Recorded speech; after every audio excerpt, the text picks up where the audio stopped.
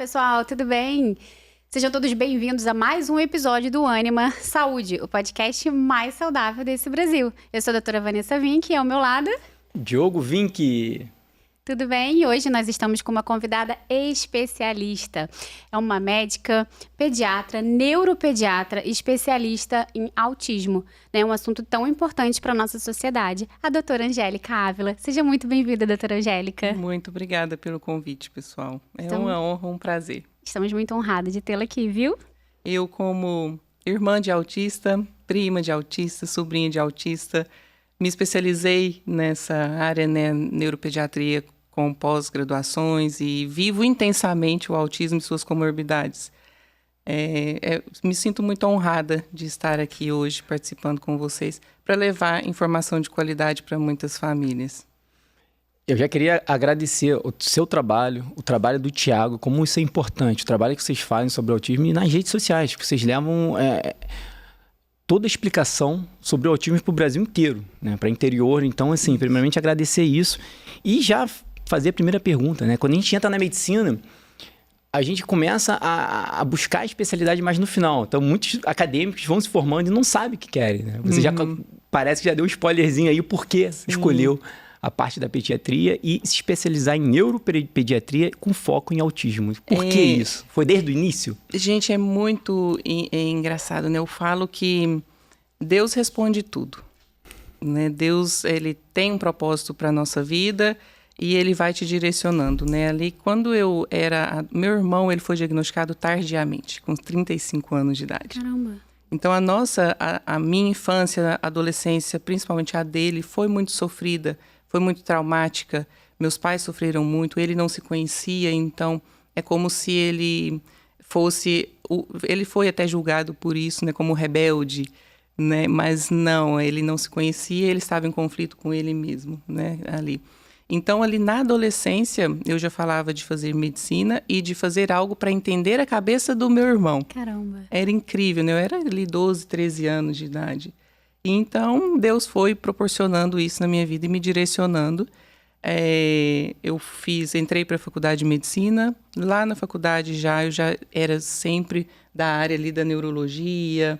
A gente tem pouco, né, no curso de medicina a gente tem pouco a neuropediatria, pelo menos na minha época. Zero, eu não tive. Eu tive pouco ambulatório e a gente não tinha, assim, tanto convivência com autistas na época, né?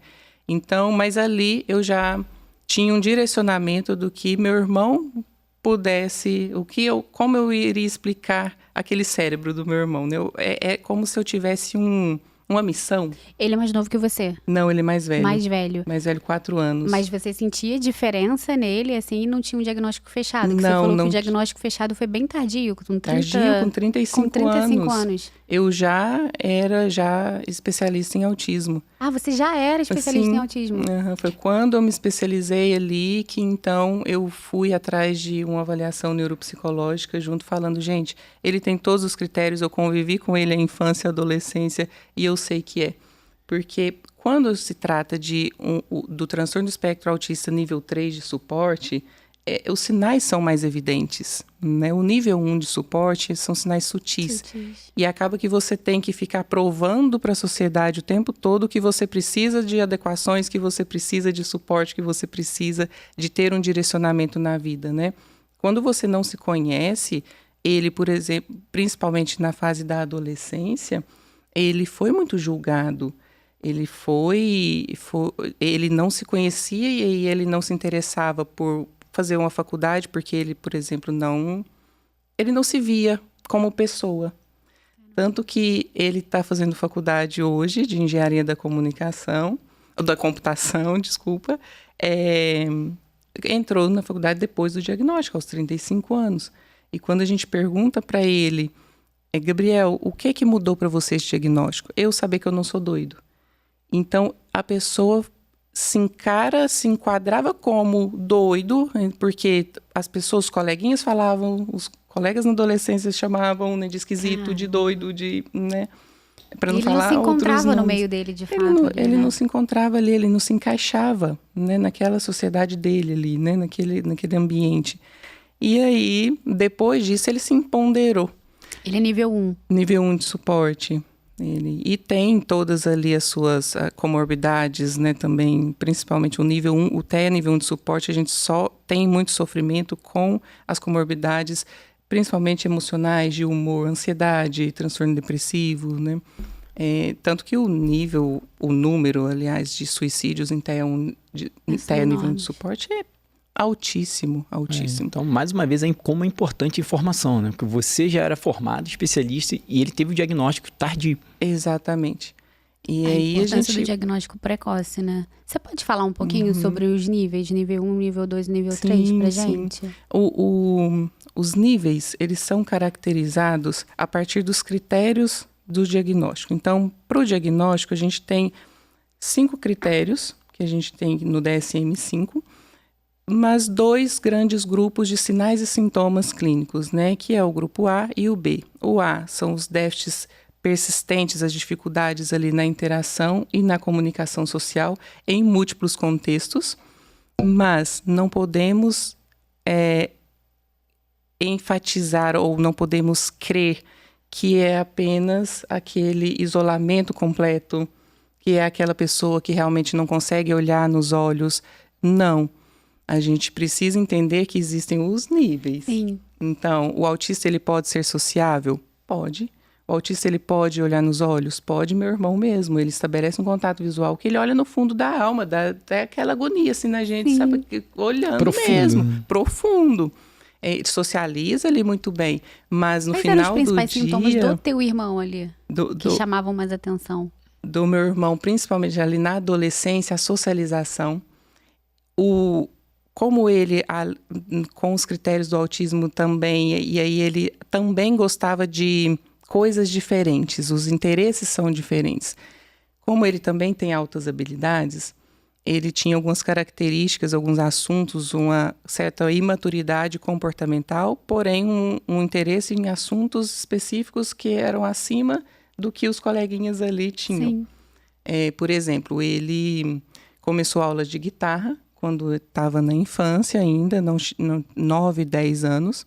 E o professor de guitarra chegou para minha mãe e falou, não, é ele que precisa me dar aula. Ele aprendeu tudo sozinho, de ouvido. Ele não sabia ler partituras, nada. Depois que ele foi aprendendo, Caramba. sabe? Então, hoje mesmo, ele coloca o ouvido e pega qualquer música.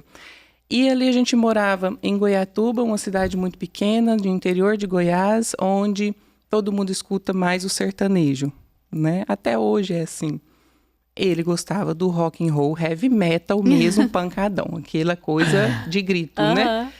Então, ali ele já era o estranho, sabe? Já era Só diferente. por gostar de uma música... Estilo musical diferente da Olha maioria. só como as pessoas julgam, onde Sim. está o preconceito, né? Só da pessoa gostar de um estilo musical diferente, ele já é julgado.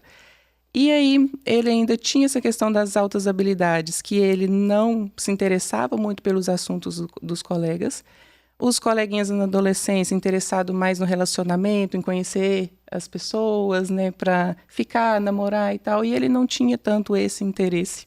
E aí era sempre o julgado. Por fim, ele se isolou muito. E aí, por ser julgado desde a infância, ficava mais dentro do quarto, tocando guitarra, é o hiperfoco dele até hoje. Tocava, assim, 18 a 20 horas por dia. Caramba. Parava para comer e voltava, sabe? Então, não conversava tanto com a gente, aquela dificuldade de aceitar uma flexibilização, o que se colocar o prato aqui, se você tirar é briga, entendeu? Que faz parte até dos critérios do critério B, que são os padrões restritos e repetitivos de comportamento, interesses ou atividades. A rigidez mental está ali dentro daquele critério B, rigidez cognitiva.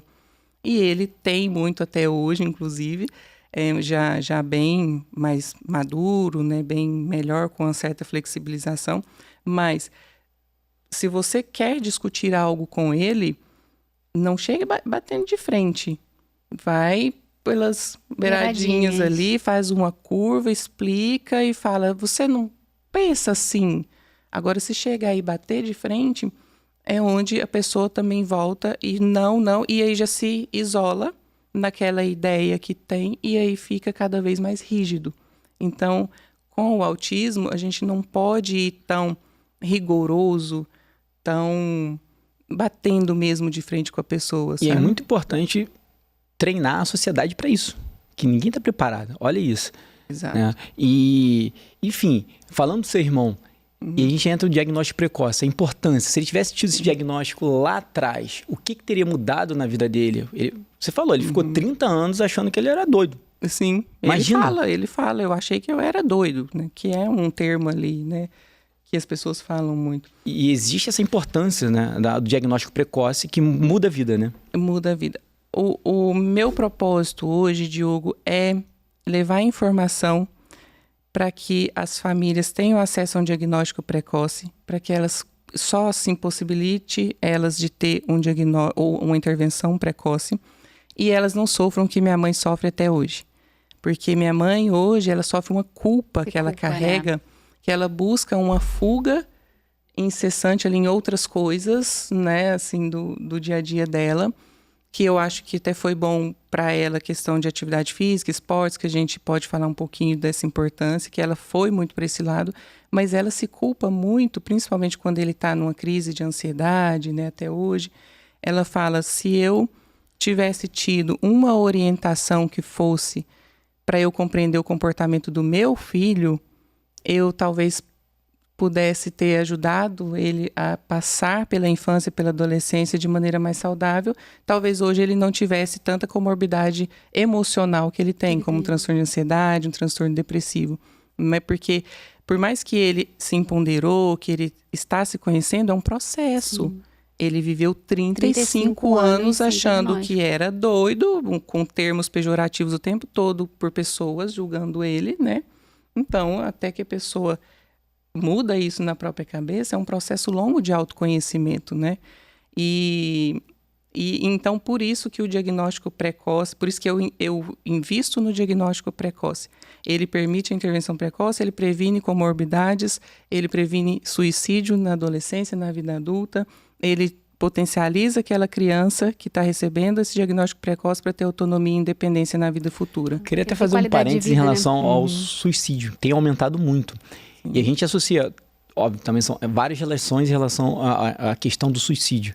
Mas muito pela vida que as pessoas vivem, o jovem, muito a questão do mundo moderno, muito agitado. Mas ele, assim, é um ponto para a gente levar, prestar muita atenção sobre o autismo ali também. Sim. Não diagnosticado. Que não diagnosticado, que está dentro desse aumento do suicídio dos jovens hoje. Exato, né? Exato. Tanto muito pela falta do diagnóstico, pela falta do autoconhecimento, né? Pelas comorbidades emocionais ali que você, pelos fatores ambientais que você é exposto, porque a sociedade julga muito, né? Muito se fala, muito, até as pessoas têm, algumas famílias falam, doutora, tá romantizando demais o autismo nessas redes sociais. Mas a gente tem que falar que o autista ele evolui, sim, mas a gente também tem que mostrar os problemas. E o principal problema relacionado às comorbidades de transtorno de ansiedade, depressão, estão nos fatores ambientais ali que aquela criança está exposta, nas pessoas, nos julgamentos, nos preconceitos. Hoje em dia, gente, no convívio, eu tenho várias famílias, vários pacientes que chegam para mim e falam, tia, eu não quero ser autista. Meu coleguinha falou que eu sou autista. Autista agora virou já na boca aí de pessoas irresponsáveis os termos pejorativos. Como antigamente falava muito do retardo mental. Sim. Seu retardado, sim, né? Que hoje nem se usa esse termo mais. Então, hoje se fala, seu autista. E não, a gente não pode brincar com a neurodiversidade. É uma pessoa, é um modo apenas diferente de ser operacionalizado. Não é uma doença, né? Você não fala é muito uma doença, isso. Não é uma doença. Autismo não é uma doença. Eu queria muito saber também, tem diferença dos sintomas principais do menino e da menina? Muita diferença. Porque a gente pode ter uma menina muito falante, por exemplo, né? Muito falante, muito comunicativa, inclusive, e ser autista, né? Você pode falar um pouquinho dessa diferença que eu acho... Dois fatores bem importantes. A menina, o cérebro feminino, independente de diagnóstico, ele é de modo espontâneo mais sociável. A mulher, ela tem mais, né, essa... Preparado para falar, né? Você fala... Você viu o banheiro daqui? O blá, blá, blá, blá, blá, blá, blá. É isso. É o resumo. É o resumo. Por isso que eu tô aqui só de passagem, gente. Não quero atrapalhar ninguém. E isso é muito real. Então, a menina, o cérebro feminino, ele é de modo espontâneo mais sociável. Isso faz com que a menina autista, ela tenha realmente um diagnóstico mais tardio, porque também, além do cérebro feminino ser mais sociável, ela tem também uma capacidade maior de masking ou camuflagem social, que é uma capacidade que o cérebro feminino tem por uma maior concentração de neurônios no lobo temporal, de ser sociável, demonstrar empatia, de ser mais comunicativo. Então, ainda acrescido a isso, a gente tem a cultura. A nossa cultura é de que aquela menina que está sozinha brincando com a boneca, tá tudo bem com ela, porque ela é tímida. A menina tem que ser mais quietinha, reservada mesmo, não é? Sim. Existe muito isso na sociedade ainda, essa cultura. E com isso você não busca tanta ajuda. Eu tenho uma paciente do interior de Minas Gerais. É muito interessante esse caso, 9 anos de idade. Chega para mim na consulta a mãe falando assim, doutora, minha filha está sendo abusada na escola, certeza. Falei, o que está acontecendo, né? Aquilo ali já espanta a gente, liga o sinal de alerta, né? E aí ela foi contando e eu fui observando o padrão da menininha se comportar ali dentro do consultório, né? E eu fui conversando. No final de tudo, gente, como que era? Ela ficava na escola muito sociável, muito comunicativa, aluna de destaque. Ela ali tirava notas boas, mas chegava em casa, ela se deitava no chão, com a mãozinha aqui na frente, por isso que a mãe pensava, né, que ela estava assim, ali sendo abusada, de bruços, assim, com a mãozinha por baixo, e rolava gritando, em uma crise mesmo, sabe? Ficava 40, 50 minutos até se acalmar, e não se expressava. Ela tinha dificuldade de expressar para a mãe o que ela estava sentindo, o que estava acontecendo. Quando a gente foi investigar, liguei na escola, a gente foi conversar com a equipe, sabe, pedir uma psicóloga para ir até lá, Você fez todo esse tratamento. Eu gosto desses casos desafiadores, assim, sabe? Legal. E aí a psicóloga entrou em contato comigo, me falou, e eu falei, gente, essa menina é autista. E ela, nível 1 de suporte, ela mascara e se adequa a todo aquele contexto social necessário com as coleguinhas, mas é uma sobrecarga tão grande para ela que chega em casa onde é o ambiente dela, que ela está confortável, ela entra em uma crise ali sensorial, entendeu? Devido à sobrecarga. E isso é o masking, a camuflagem mesmo social. Mas é um diagnóstico muito difícil para dar, então, em meninas, por exemplo, né? Em meninas, principalmente nível 1 de suporte, é mais difícil por isso, porque ela é mais sociável. Então, por isso que eu bato sempre na tecla. O critério A dos déficits e dificuldades na interação social e comunicação social não podem ser levados como isolamento completo social ou a falta completa do contato visual. Às vezes, a criança tem ali uma dificuldade de compreender metáforas, ironias. Autistas nível 1 de suporte, tanto meninas quanto meninos, eles têm uma dificuldade de compreender as piadas e sofrem muito bullying. Acaba que sofre mais, porque ele não aparenta. Então, o diagnóstico é mais difícil e o tratamento não é tão precoce. Muito mais difícil. Eu acho que vale até a pena eu contar para vocês o caso da Elisa. Ela até tem um Instagram. Super conta, fale. Ela chegou para mim com 15 anos de idade. Hoje ela está com 17, vai fazer 18.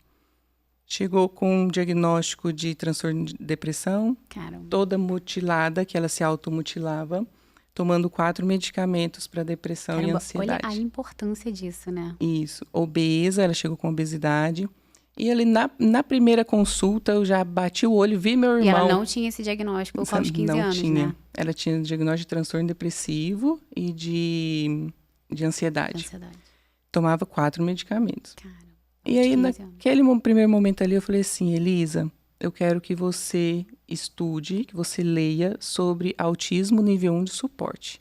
A antiga síndrome de Asperger. Isso que eu queria perguntar para você, não é correto falar síndrome de Asperger, hoje né? unificou mais o diagnóstico, tanto para facilitar o diagnóstico, para não ter aquele tanto de subdiagnósticos ali, quanto devido a Hans Asperger, né, que foi um médico austríaco ali da era nazista e que tem vários relatos, vários estudos mostrando a participação dele ali com o nazismo, né? Foi até premiado por isso. Então, por que carregar um nome desse? Sim, com certeza. Eu tenho que fazer a pergunta. O Messi é ou não é?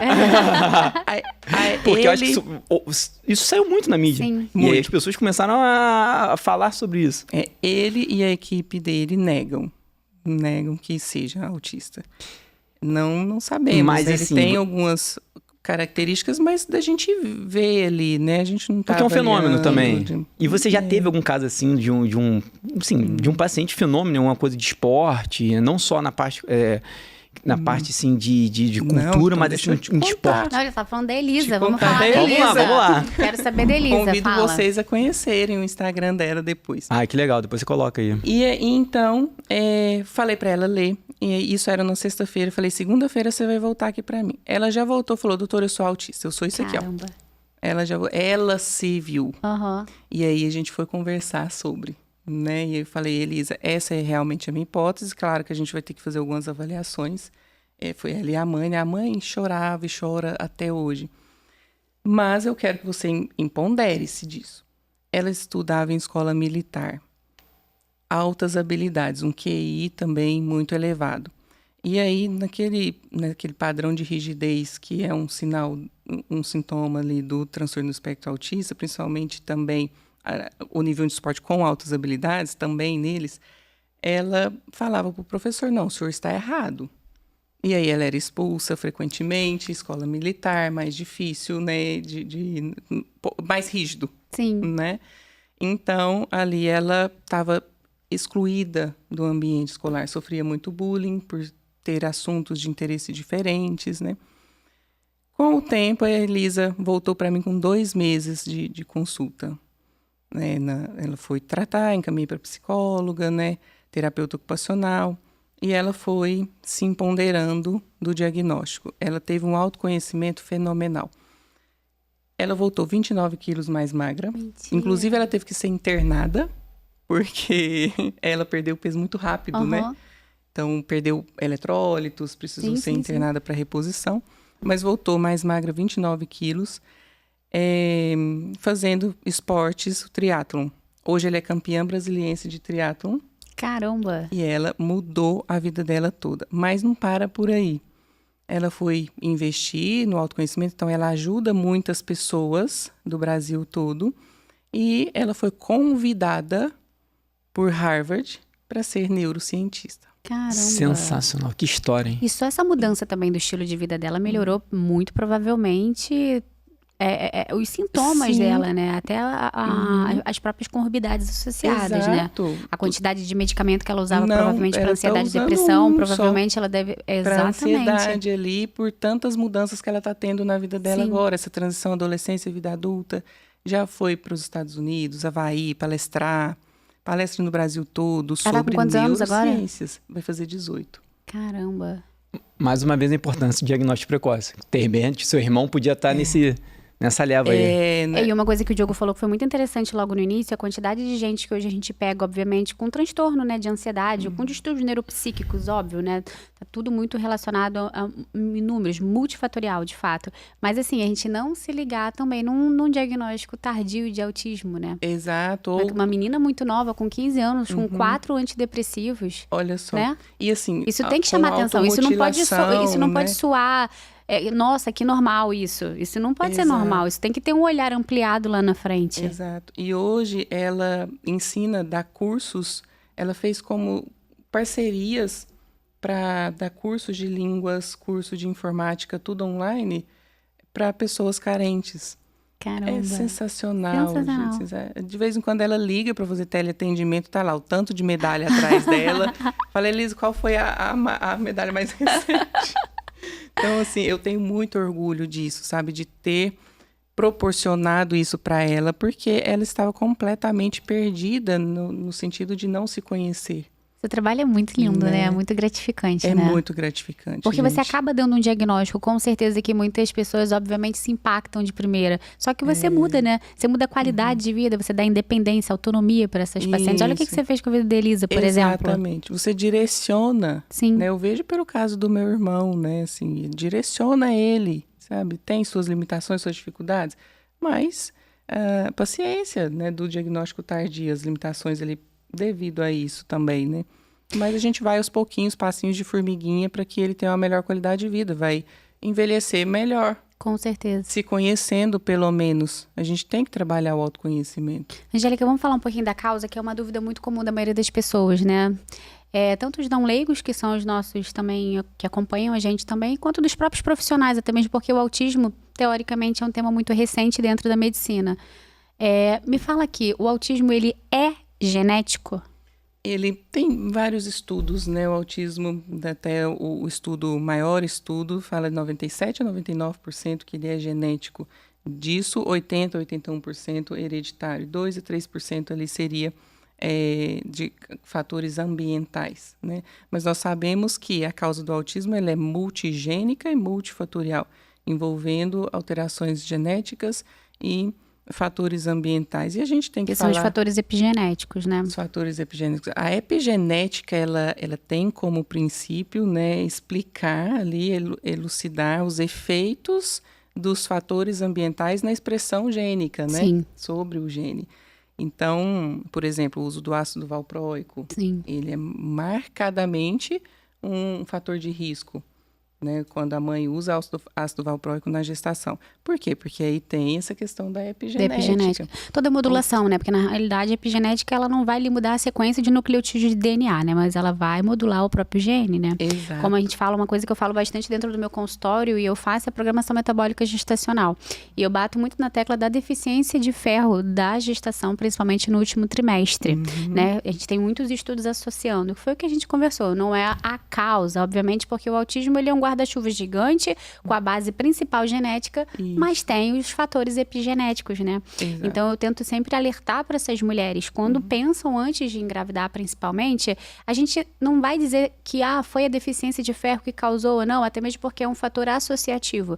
Mas se a gente sabe que tem um fator que ele pode estar associado a uma doença, por que não tratar antes? Por que essa mulher não tem que repor o ferro antes de entrar dentro de uma gestação, né? Ou do que ela ficar deficiente durante a gestação inteira, depletar o bebezinho, e a gente sabe que aquilo ali pode dar algum distúrbio de neurodesenvolvimento naquele bebê. E o que é muito comum, nasceu bem, né? 2 orelhinhas, 2 olhinhos, uma boquinha. Nossa, tá perfeita. Só que aí lá com 15, 18, ninguém sabe que foi, às vezes, aquele ferro que faltou durante a gestação como um fator associativo, por exemplo. Exato, e não precisa nem chegar a 15, 18 ali, né?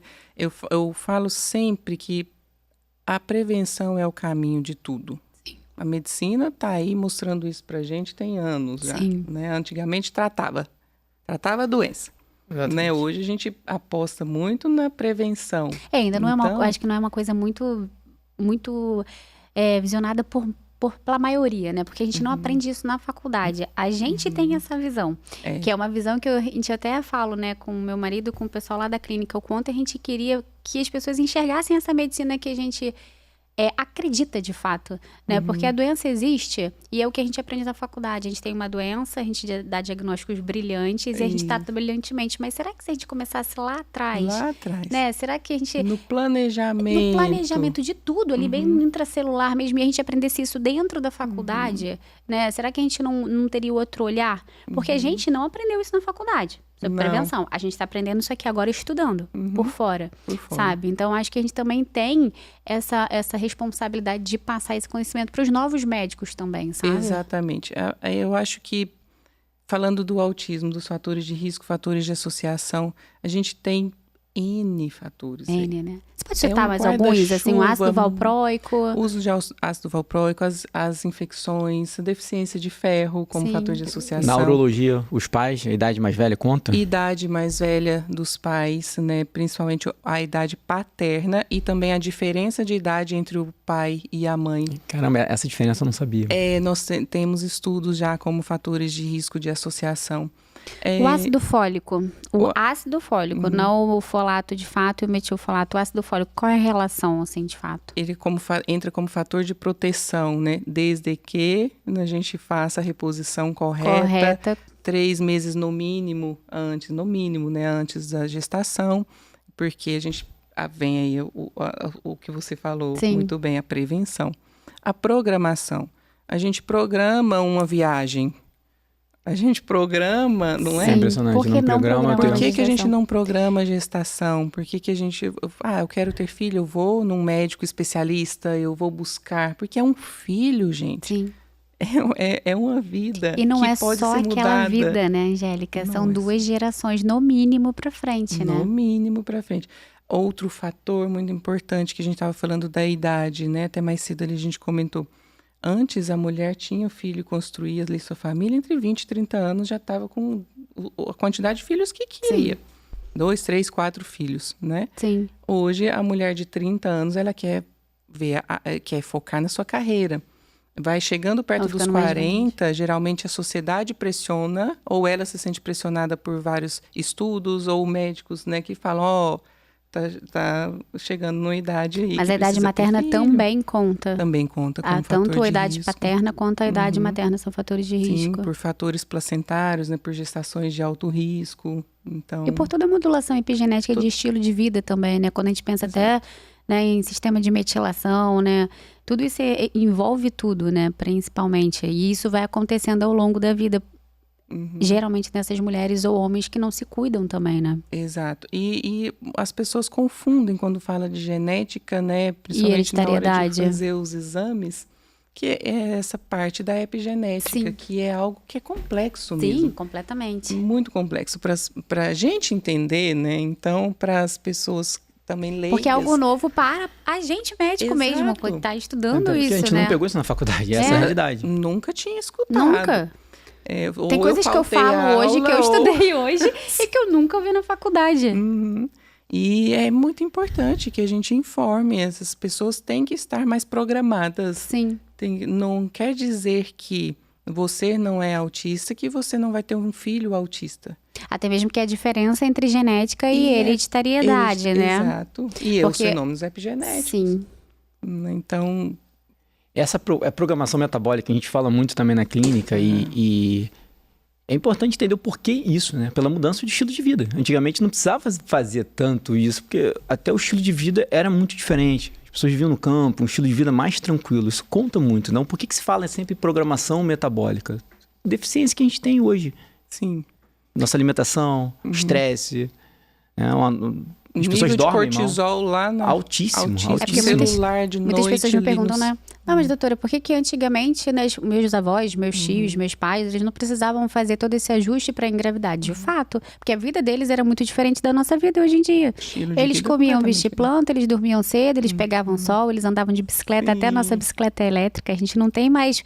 A gente não precisa fazer nada. Se a gente quiser agora comer aqui, pedir um iFood, chega aqui na nossa frente, a gente não precisa nem andar para comer. Não precisa nem andar. E aí Sabe? ajuda também a Tudo genética, muito que a nossa pronto. genética já não é tão boa igual a nossos pais. Sim. Não tão boa igual a Exato. nossos avós. Exatamente. Então é um mundo isso E aí. vem até organofosforados, Sim. tudo. Os nossos avós plantavam, comiam. Exato. Colhiam ali, comiam coisa orgânica. Sim. E é de verdade orgânica, né? Hoje o solo... a gente- Hoje até o orgânico, ele Já ali, tá, tem né? suas limitações em Sim. alguns locais, né?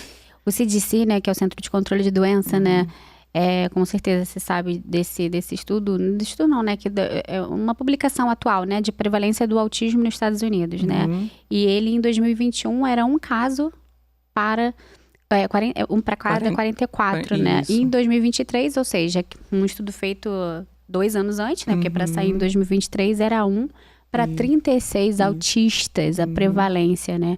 Então, de 2004 a 2023, eles são uns 21 anos mais ou menos, subiu uma porcentagem maior do que 300% Exato. do número de prevalência de autismo nos Estados Unidos. Você tem como falar um pouquinho sobre isso? Se a gente realmente está sabendo diagnosticar mais o autismo ou se realmente existe algo que a gente não está vendo o que a gente está fazendo, né? O que está acontecendo, né? Porque, de fato, né, hoje em dia a gente consegue vir ao nosso redor uma quantidade muito enorme de crianças com esse diagnóstico. Sim. Antes a gente não tinha tanto, assim. Hoje a família... Você conversa com um amigo, ele tem um filho, Sim. um primo, um irmão, né? Um conhecido autista. Antes a gente não sabia nem o que era. Não se falava tanto, né? E a gente tem um estudo ainda com a maior abrangência de 1 para 30, Caramba. que é uma maior abrangência da idade, né? De crianças de 3 a 17 anos. Esse estudo do CDC, de 1 para 36, né, que foi publicado ano passado. 2023. Ele é de crianças até 8 anos de idade, né? Então, a gente tem um estudo mais abrangente também. No Brasil, não temos. Fazendo os cálculos baseado nessa prevalência do CDC de 1 para 36, seria aproximadamente 6 milhões. Mas a gente não tem um estudo ainda em larga escala para... A gente está engatinhando muito aqui, né? Engatinhando muito, gente. Falta muito, né? E esse aumento expressivo, a gente vê na nossa prática. Né? No meu consultório, acaba que é enviesado porque eu sou especialista em autismo. Então, 98% das crianças ali vai ser autista. Mas nos outros consultórios de pediatras, neuropediatras, colegas nossos, a gente pergunta... Até eu tenho uma ex-professora minha da residência que ela fala assim, Angélica, cadê as epilepsias? Sumiu. Eu não tô vendo mais. É verdade. Tá chegando no meu consultório só autismo. Então, também... a gente tem que ver que esse aumento é real. Era a pergunta que eu ia falar com você, exatamente, do diagnóstico hoje que a gente faz mais, mas também a doença aparece mais também. Do autismo. Que a gente tem hoje, a pessoa está diagnosticando melhor. Mas também não só o aumento do transtorno. Exatamente. E também de aparecer mais doenças mesmo. Sim. A gente você vê como que às vezes até esses valores epigenéticos estão muito envolvidos, né? Porque, de fato, né? Pode ter havido uma diminuição, talvez, do diagnóstico de epilepsia, o aumento do autismo, enfim. Tem esses fatores envolvidos também, né? Tem esses fatores. Ou devido à carência do serviço, a gente não está... Os pacientes com epilepsia não estão chegando aos neuropediatras, né? Mas houve claramente esse aumento mesmo na prevalência. A comunidade ali cientista, ela aposta muito nessa hipótese de que, devido ao maior conhecimento, tanto das famílias, por buscar entender mais sobre os sinais, o desenvolvimento típico de uma criança e quando elas notam um atraso, elas buscarem ajuda, quanto os professores, escolas estarem também mais atentos a isso para orientar os pais a buscarem ajuda, quanto a maior capacitação dos profissionais de fazerem o diagnóstico, né, de reconhecer os sinais do transtorno. Mas a gente não pode acreditar apenas nisso. Isso é uma opinião minha, né? Eu penso que os fenômenos epigenéticos estão aí, que a gente tem que estudar cada vez mais. Todo dia sai um estudo novo. Todo dia sai um estudo sobre novo. Epigenética, e eu penso que daqui a uns anos a gente vai explicar com maior clareza isso devido ao acesso aos estudos, né? E assim, quais são os sintomas, sinais prevalentes que você gostaria de orientar para as mães que estão em casa nos assistindo, que tem que chamar a atenção, assim, por idade, por exemplo, sabe? Para um diagnóstico precoce. O que ela tem que notar naquela criança que não está de forma adequada, que tem que ligar aquele sinalzinho de alerta? O principal sinal em qualquer idade é a perda de uma habilidade antes adquirida. A criança que falou papai, mamãe e parou de falar de repente.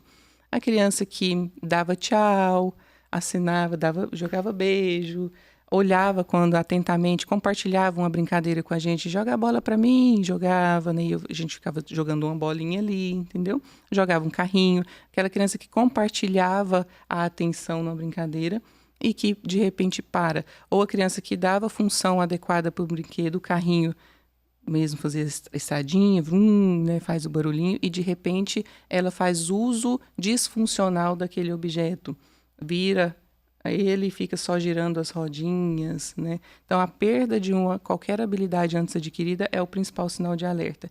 E antes de 1 aninho de idade, nós temos os sinais principalmente de interação social.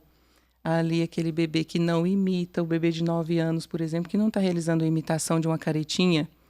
Você vai conversar com um bebê de 9 anos ou 9 meses. 9 meses. Você vai conversar com ele, faz um biquinho ou sim, um cheirinho. Ele vai tentando imitar ali aquela expressão facial, né? Ou o bebê que não atende quando chamado. Você chama, João, João, e ele não olha. Como uma das principais dúvidas em primeiro momento é se o filho é surdo. Será que meu filho tem um problema de audição, doutora, que ele não atende quando a gente chama, sabe? E isso é um déficit ali na interação social, na comunicação social. Um bebê de 4 meses que está em aleitamento materno, que não estabelece aquela troca, aquele contato visual com a mãe. Um bebê, a mãe está aqui conversando com ele, né, amamentando, ele olha Sim. dentro dos olhos dela. Você tem Sim. filho, né, você sabe? E aí, os bebês autistas, né, eles já têm um olhar mais para o lado, ou um olharzinho estereotipado, que é o olhar de canto, não estabelece muito aquela troca. Um bebê que não sorri, aquele bebê muito sério, ou um bebê que chora muito, muito irritado. Os transtornos do sono também impactam muito. Quais são os principais transtornos do sono? Principalmente a dificuldade de iniciar o sono. O despertar noturno também. Despertar noturno. Tem bebês que acordam, gente. Aquele terror noturno. Terror noturno também tem. O despertar frequente ali, confusional, né, também. Mas não ali no bebê, mais entre 2 e 4 aninhos que tem isso. Mas principalmente quando bebês, aquele bebê extremamente irritado. Ou aquele bebê muito quieto. Não dá trabalho com nada. A mãe fala, nossa... Que bebê ótimo. Que bebê. Não dá trabalho. Fica Ganhei só quietinho ali. Olhando para cima, às vezes mexe num brinquedinho, outro, né?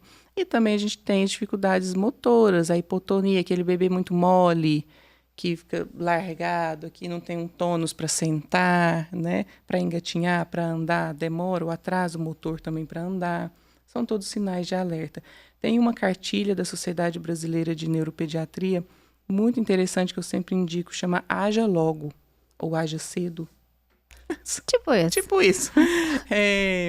Que coloca os sinais, o que o bebê tem que ter de desenvolvimento típico e o que é sinal de alerta para a mãe buscar ajuda, caso ele não tenha, desde 1 mês de vida até 5 anos de idade. Legal, já é um alerta para a mãe.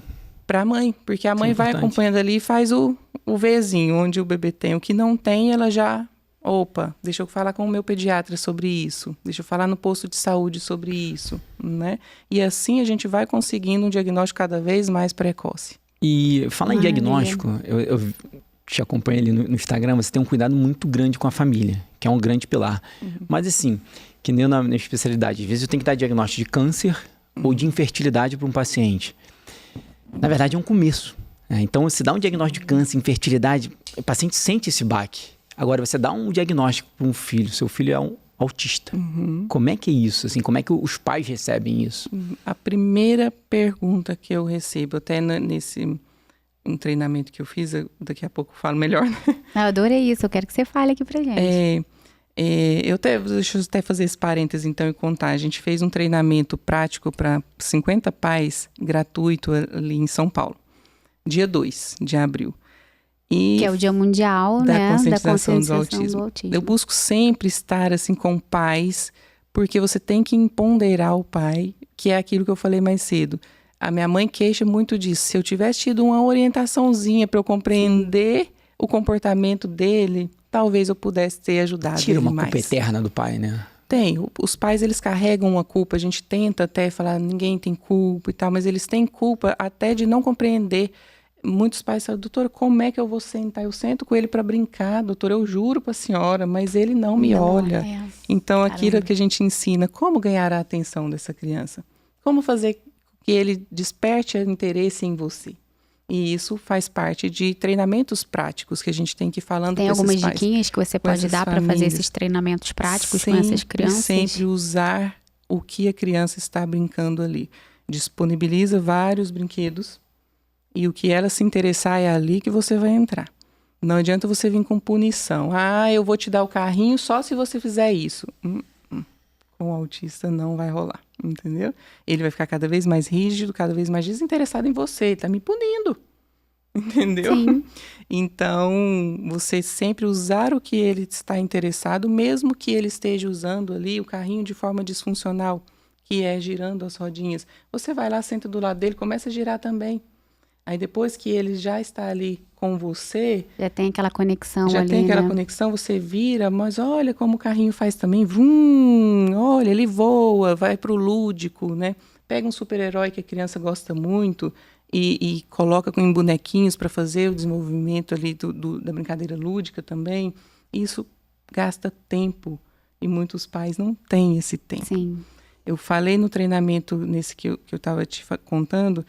É muito interessante. Às vezes, os pais têm não tem disponibilidade, a grande maioria, porque tem que trabalhar o dia todo, para poder pagar um convênio, para poder ter acesso a terapias, ou para poder sustentar a mesma casa. Mas tem pais que têm a disponibilidade, mas têm medo de assumir aquela responsabilidade. Por quê? Porque não tem orientação. Por isso que a gente tem a nossa chama Aba Action, é uma empresa de supervisão de pais e profissionais. Então, a gente tem vários pacientes, até um pacientinho do interior de Minas Gerais também. A mãe é a aplicadora dele. A gente passou um vídeo entender, o Aba Action é um curso seu? É uma empresa de supervisão. Que você é responsável. Isso, nós somos responsáveis. E como que funciona essa empresa? Jéssica, a Aline e a Amanda. É uma empresa de analistas do comportamento. E aí a gente faz supervisão online da mãe, que muitas vezes está fora, tá? Interior, Bahia, zona rural. Sim, a mãe é responsável ali por fazer a própria terapia do filho. Exatamente, a mãe é a coterapeuta. A gente ensina a mãe como compreender o comportamento do filho e como ela vai estimular. É como se aquela criança estivesse recebendo a terapia ABA, que é aqui de maior evidência científica hoje, que potencializa o desenvolvimento cognitivo e de linguagem e comunicação da criança 24 horas por dia, porque a aba você aplica os objetivos e metas em todo lugar. Você aplica no banheiro, você aplica durante o banho, durante a comida, durante tudo, durante a brincadeira. Você coloca na sua rotina. Só que você precisa compreender o comportamento do seu filho. Então a gente ensina a mãe isso. Né? Então a gente entra online com ela, explica toda semana, passo a passo, é passinho de formiguinha. Às vezes elas querem assim, doutora, me dá um relatório com tudo. Não dou. Porque você vai ficar ansiosa e vai querer ir lá fazer o objetivo lá de 12 meses. Eu quero que você faça esse. Durante a semana ela faz, manda vídeos, a gente vai corrigindo. Uma vez por semana a gente entra online, orienta ela, olha mãe, não é assim e tal. Tem um caso muito recente de um Você consegue alcançar muita gente que não está perto de você, que não tem acesso a você, que não pode ir no seu consultório, que não pode ter a doutora Angélica ali para tratar de fato, né? Exatamente. Seja por qualquer motivo, que não tem né? acesso à terapia e que não é algo que é expressivo financeiramente, como um ambiente clínico que a mãe mora na zona rural e tem que andar 150 quilômetros todo dia. Nossa, esse trabalho é incrível, né? E as crianças evoluem muito, muito. Nesse treinamento a gente passa vídeos de mães contando, sabe, assim, é emocionante elas contarem que elas se empoderaram, elas compreendem o filho hoje e elas são capazes de estimular o próprio filho. Então, as crianças começaram a falar já alfabetizando. Caramba! É sensacional, gente. E aí você tem como cobrar da escola, orientar a escola, como que a gente vai fazer, entregar um plano para a escola ali, a escola entregar o plano educacional também. Então, a gente fazer aquela troca. Eu falo muito, cuidado integrado. Sim. Se a gente não tiver, todo mundo, um médico... Uma equipe multidisciplinar, né? E o interdisciplinar. A gente tem que se comunicar. Sim, exatamente. Perfeito. Na mesma meta, no mesmo objetivo, porque cada autista é único. Eu nunca vi, eu tenho autistas gêmeos. Um fala, outro não fala, para você ter ideia. Caramba! Não tem autista igual, então o plano também não pode ser igual. Então, o melhor terapeuta de uma criança é o pai e a mãe. Com certeza. Porque você pode estar com febre, cansada, capenga, xoxa, como se diz, não é? Que você está ali com seu filho, não é? É verdade. Toda mãe, todo pai é assim, não tem cansaço. Vocês usam o termo coterapeuta, né? Coterapeutas, pais coterapeutas. Isso é muito bom, até para pais que têm acesso a terapias, para a gente empoderar eles. Eles generalizam os comportamentos que aquela criança aprendeu no ambiente clínico, no ambiente escolar, em casa. Entendeu? Por isso que as clínicas erram muito ainda de proibir que o pai entre no ambiente terapêutico. Exatamente. A gente vê muito isso, né? Muito, porque assim, a gente tem muito erro, muito clínica que finge que faz terapias, né? Que é um comércio, infelizmente. O autismo virou um comércio. Como tudo na medicina. Como tudo na medicina, exato. Mas, e quando você permite com que o pai entre, você generaliza os comportamentos daquela criança, você a evolui, ela melhor, e ele atinge autonomia e independência mais rápido, ele precisa de menor carga horária de terapias. Então, isso é uma evolução constante. Se a gente não integrar o cuidado, gente, o que ele podia ficar ali 3 anos recebendo uma carga horária intensiva, ele vai ficar 6, 7 ou mais. Porque a gente perde a janela de oportunidade, não generaliza comportamentos, não generaliza aprendizados, e aí a gente fica naquele looping. Quais são os tipos de terapias disponíveis que a gente tem hoje para o paciente autista? Muitas, né? Principalmente dentre as especialidades, você fala, né? Sim. Terapia nutricional para seletividade alimentar e aspectos nutricionais também, intolerâncias, alergias. Que impactam, né? Isso é super importante falar. Porque hoje em dia também tem essa negação, né? De não é possível que o glúten, não é possível que o leite. É possível sim, né? Tem esses impactos, assim, da alimentação do próprio autista, né? Tem todos os impactos. E a gente tem investigação para isso. Por que não investigar, né? Sim. Claro, a gente não pode orientar uma mãe... Até para isso a gente tem que entender até o contexto social daquela família. Sim, né? Com certeza. E de entendimento, de compreensão daquela família. A gente não pode orientar uma família que tem um autista extremamente rígido a tirar de uma vez por completo o leite. Exatamente. Eu tenho crianças que só tomam leite o dia inteiro. Como se você tira? Aí muita gente fala, deixa com fome que vai comer. Não, ele faz jejum, ele desidrata, ele morre. Tem autistas morrendo por desidratação em pronto-socorro, gente. A mãe já chega, ele já perdeu consciência, já teve crises convulsivas por desidratação. Caramba. Pensa só por hipoglicemia, porque eles fazem o jejum mesmo. Entendeu? Então, você tem que fazer essas orientações individualizadas também. Por isso, o acompanhamento é importante da equipe em conjunto. Terapia ocupacional, nutrição, né? Tanto para terapia nutricional quanto para... os aspectos nutricionais mesmo, fonoaudiologia, psicologia, os médicos, gastro, endócrino, neuro. As suplementações também, suplementações de nutrientes. Sempre importante, principalmente naquelas crianças com seletividade alimentar. Porém, não tem uma receita de bolo. Sim. Individualizado. Tem que ser sempre individualizado. Vamos investigar, vamos fazer alguns exames que são importantes, entendeu? E aí a gente vai no contexto clínico, mais exames laboratoriais, você consegue ter uma conduta. Isso é importante. Você não vai fazer não faz milagre. Não faz milagre. Não faz milagre, com certeza. Individualizado Mas é super importante, também. por Mas exemplo, nesses pacientes às vezes com uma deficiência de ferro que veio de uma mãe que é deficiente, uma deficiência de vitamina D, que a gente sabe que é um hormônio super importante. Super importante para os neurônios, para as conexões, vitamina B12, muito importante. O próprio metilfolato. O próprio metilfolato. Então a gente tem que falar sobre isso também, né? O cuidado é aquilo, o cuidado é integrado. Sim. O cuidado é o paciente como um todo, não é só o diagnóstico de TEA, porque a gente tem 70% dos autistas, eu diria que até mais na prática, mas 70% em estudos tem uma comorbidade. Que seja nutricional, motora, de transtornos emocionais, de humor, enfim. 70% em estudos, eu diria que até mais. Com certeza. Né? 90% dos autistas têm seletividade alimentar. É a principal alteração assim que você vê associada? Com certeza, além do atraso de linguagem, né? O atraso de fala, né? A dificuldade de comunicação funcional também impacta muito, né? No desenvolvimento da autonomia, das relações sociais. Mas a seletividade alimentar, por exemplo, eu tenho crianças ali que comem só cor branca. Mentira. Miolo de pão, leite e arroz branco todos os dias. E pipoca. Só. Então, se a gente não faz uma terapia com essa criança para que a gente tem uma redução na rigidez cognitiva e além dos aspectos sensoriais, com a terapeuta ocupacional, por exemplo, nos ajudando, não há milagre. Mas, por exemplo, esse paciente não seria um nível 1, né? Ou poderia? Poderia ser. Ele poderia ser, porque ele ali tem a rigidez marcante e a alteração sensorial marcada, entendeu? Sim. Então, ele poderia ser com uma rigidez de uma seletividade alimentar apenas. Agora, se a rigidez for mais abrangente para outros contextos de brincadeiras, de assistir apenas um desenho, sabe, de não flexibilizar, aí já não seria nível 1 de suporte mesmo, não. Entendi. Entendeu? E, por exemplo, ali quando a gente falou que o diagnóstico das meninas é mais difícil, porque elas podem ser muito mais comunicativas, né? E hoje em dia, e tinha um tempo, né, falando que era maior prevalente, o diagnóstico de autismo ele era maior prevalência em meninos do que em meninas. Isso é real?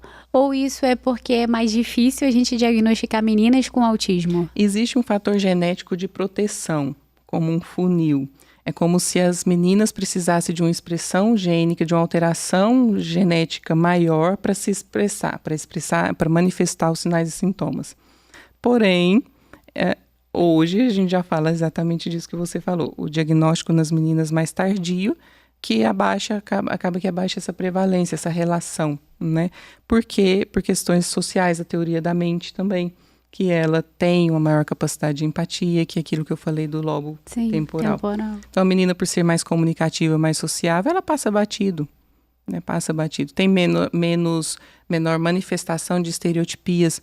Às vezes, a estereotipia dela é sutil, é aqui, ó. Mentira, sério? Tá aqui com você, ansiosa, mas tá aqui. Caramba! Ou a mãozinha aqui embaixo da mesa, mexendo nos dedinhos todinhos aqui e tal, sabe? Então, é mais sutil. O menino, principalmente mais jovem, ele tem uma manifestação da estereotipia mais evidente. O flapping aqui, claro, tem meninas que também fazem. Sim, claro. Mas falando de meninas nível 1, sim, principalmente, nível 1. diagnóstico tardio, ele faz um flapping que anda de um lado para o outro, né? Rapidinho busca uma ajuda, porque nossa, mas esse aqui tá agitado demais, entendeu? E aí permite o diagnóstico mais precoce, quando a gente tem maior evidência dos sinais e sintomas, né? E quais... Tem várias, tem assim, ó. Mentira, Angélica, sério? Por isso que quando, no meu consultório, por exemplo, eu atendo de pantufa, que é já para aproximar mais e ver como as crianças reagem a mim. Não uso jaleco, né, para médico, já viu. E o consultório é todo lúdico com o tatame. Então, eu sento ali no tatame, vou tentar interagir, vou observar ou brincar. Mas enquanto eu estou falando com a mãe, a criança está aqui à minha esquerda, que é para eu ter o olhar estratégico de como ela está explorando o meu ambiente ali, aquele ambiente que ela está inserida. E aí, eu noto, né, as estereotipias simples aqui e sutis. Caramba! Então, até na menina, as estereotipias podem ser muito menos notáveis do que do menino. Muito menos evidentes. Principalmente quando a gente fala nível 1 de suporte. As estereotipias deles seriam alguma... qual a explicação, assim? É como se tivesse... sei lá, fosse algo libertador ali naquele momento, assim, sabe? De um sofrimento. Sim. E que aquilo ali... Talvez não de um sofrimento, mas são movimentos repetitivos, autistas que contam isso pra gente. Que eles usam para se autorregular. Sejam porque estão eufóricos, ansiosos, inconformados com algo, chateados. Quando o cérebro ali está hiperexcitado, ele tem essa manifestação da estereotipia. Então, por isso que na terapia a gente não tem o objetivo de reduzir essa estereotipia. Até mesmo porque seria uma ajuda para ele mesmo, uma autoajuda, um autocontrole, né? Então um movimento ao contrário, né? Segura aí, para. Exatamente. Isso só piora, deve estressar mais ainda. Porque você estressa a pessoa, né? Porque aquilo estressa a mãe fica estressada e ela quer que ele pare de fazer. Quem não entende, né? A mãe, por exemplo, né? Porque eu vejo muito isso às vezes de mães com filhos autistas, quando eles estão ali naquela crise ali, né? De estereotipia e elas ficam agoniadíssimas ali. Quem não tem muito aquele conhecimento, querendo fazer com que ele pare. Aí pega, mas abraça, naquele momento, ele fica mais nervoso. Exatamente, ele só tá ali tentando se controlar, né? Exato. Alguma coisa que incomodou, uma ansiedade, algum excesso de estímulo. De estímulo, exatamente. E o que a gente faz em terapia para reduzir estereotipias seria quando é uma estereotipia que causa risco próprio ou para terceiros, sabe? Tem pacientes que ficam dando murro aqui. Chega aqui já com hematomas, né, inchado, né, murro no queixinho, sabe? E murro mesmo, né, igual eu tô fazendo, não. Então, nesses casos de autoagressividade ou de risco para outras pessoas, aí a gente tem que ter uma intervenção para reduzir mesmo.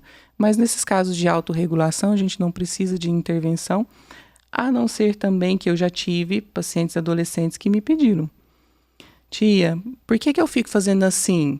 Eu falei, porque você está ansioso, né? Tem um pacientinho meu lá da clínica de Brasília. Mas o meu colega me chamou de doido por isso. Então, quando você tem um impacto social, o bullying, que aquilo ele começa a ver como algo pejorativo, a gente começa a modificar os comportamentos dele para que ele não precise. Às vezes uma adaptação. Tem um anelzinho de girar aqui, ó.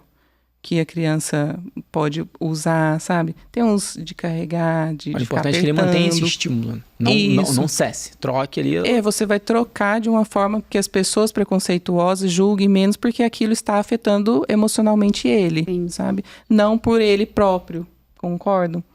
Por um Sim. fator de preconceito, né? Que é o que... O motivo de grande parte do luto, né, do filho idealizado vem disso, né? Porque muitas mães falam...